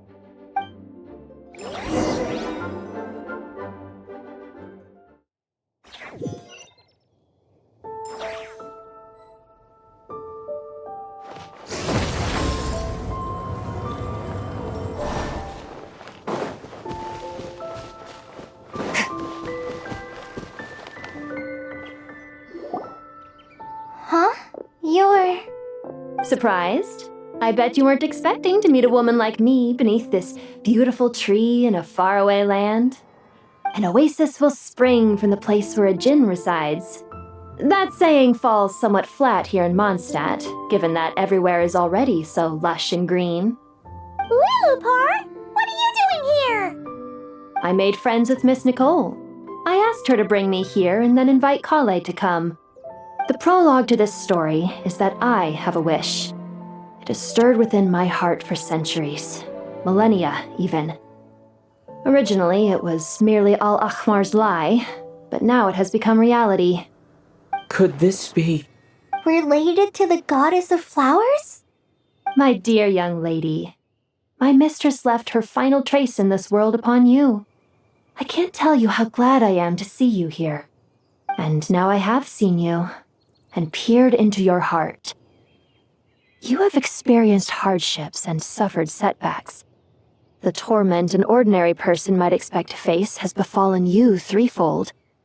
This is the source of your resilience. But, beneath all this, I've witnessed the seeds of desire. You yearn to return to the simple life you once knew, do you not? I do. I want to throw away everything that isn't mine. But how do you decide what is yours? The scars that others carve into your flesh? The kindness and love they inscribe? Are these things not yours as well? They are. This is something I've talked about with Miss Nicole. Miss Nicole said I should learn how to adjust my standards. I just want to live as an ordinary human. Anything beyond that isn't mine. Don't you want anything from the remains of the goddess of flowers? She gave me a revelation once. I think that's already more than enough. In the past, you would not have possessed such a rich heart. Your brief life has taught you to hold on to everything good, to home in on kindness. How fascinating. You're nothing like Nabu Malikata, and you're certainly not her. Of course not. I'm not some great and powerful being, Miss Lilupar. Yet I am a djinn. We exist because of the Lord of Flowers. We revere and love her. My wish is to see her one last time, to give everything for her. Kale, can you do this for me? But her remains won't be easy to remove. Are you sure this is what you want? That's beside the point. First, I need to know. Are you willing to do something for the soul of this lonely, wandering woman? I'm willing. But look, you know nothing about me. Even if you have heard the stories about me, all you would know is that I was rightly punished for the many evil deeds I committed. Ah, so you do know. Your lips are quivering, your eyes trembling, and still you're willing to do something for me. Life has been cruel to you, and yet you've learned to be kind. My dear young lady, to repay your kindness, I too must play my part. Are you sure about this, Lilupar? I yearn to see my mistress. For this moment, the world can burn to ashes, the universe be engulfed in flame. I care about nothing else. And you, Kale, I can give you a gift. You'll become just another ordinary human. But Miss Lilupar... My wish will be fulfilled, and I can die happy. Why would you wish for that? A long, unending life might seem desirable for one who has never possessed it. yet it brings torment to one who has. My remains are scattered across the yellow sands, but my soul can find no peace. Since you've promised to grant my wish, give me that release. Allow the dying to die, and let the dead rest in peace. You have my thanks. Kale, there's no pressure on you. What she said, it's all true. A wish is a genuine desire, after all. It's as if you want to use the last of your life to give me a better future. Nothing so selfless. We'll be using our futures to fulfill each other's wishes. This is a noble act, a beautiful and secret transaction between two women. I understand. Close your eyes, Kale. Then open your soul. From there, I will embrace my mistress. The downpour of flowers is your touch. Like returning to the very beginning. Like surrendering to your grace, my mistress. People say that devotion is beautiful, yet filled with pain. How foolish. Thank you.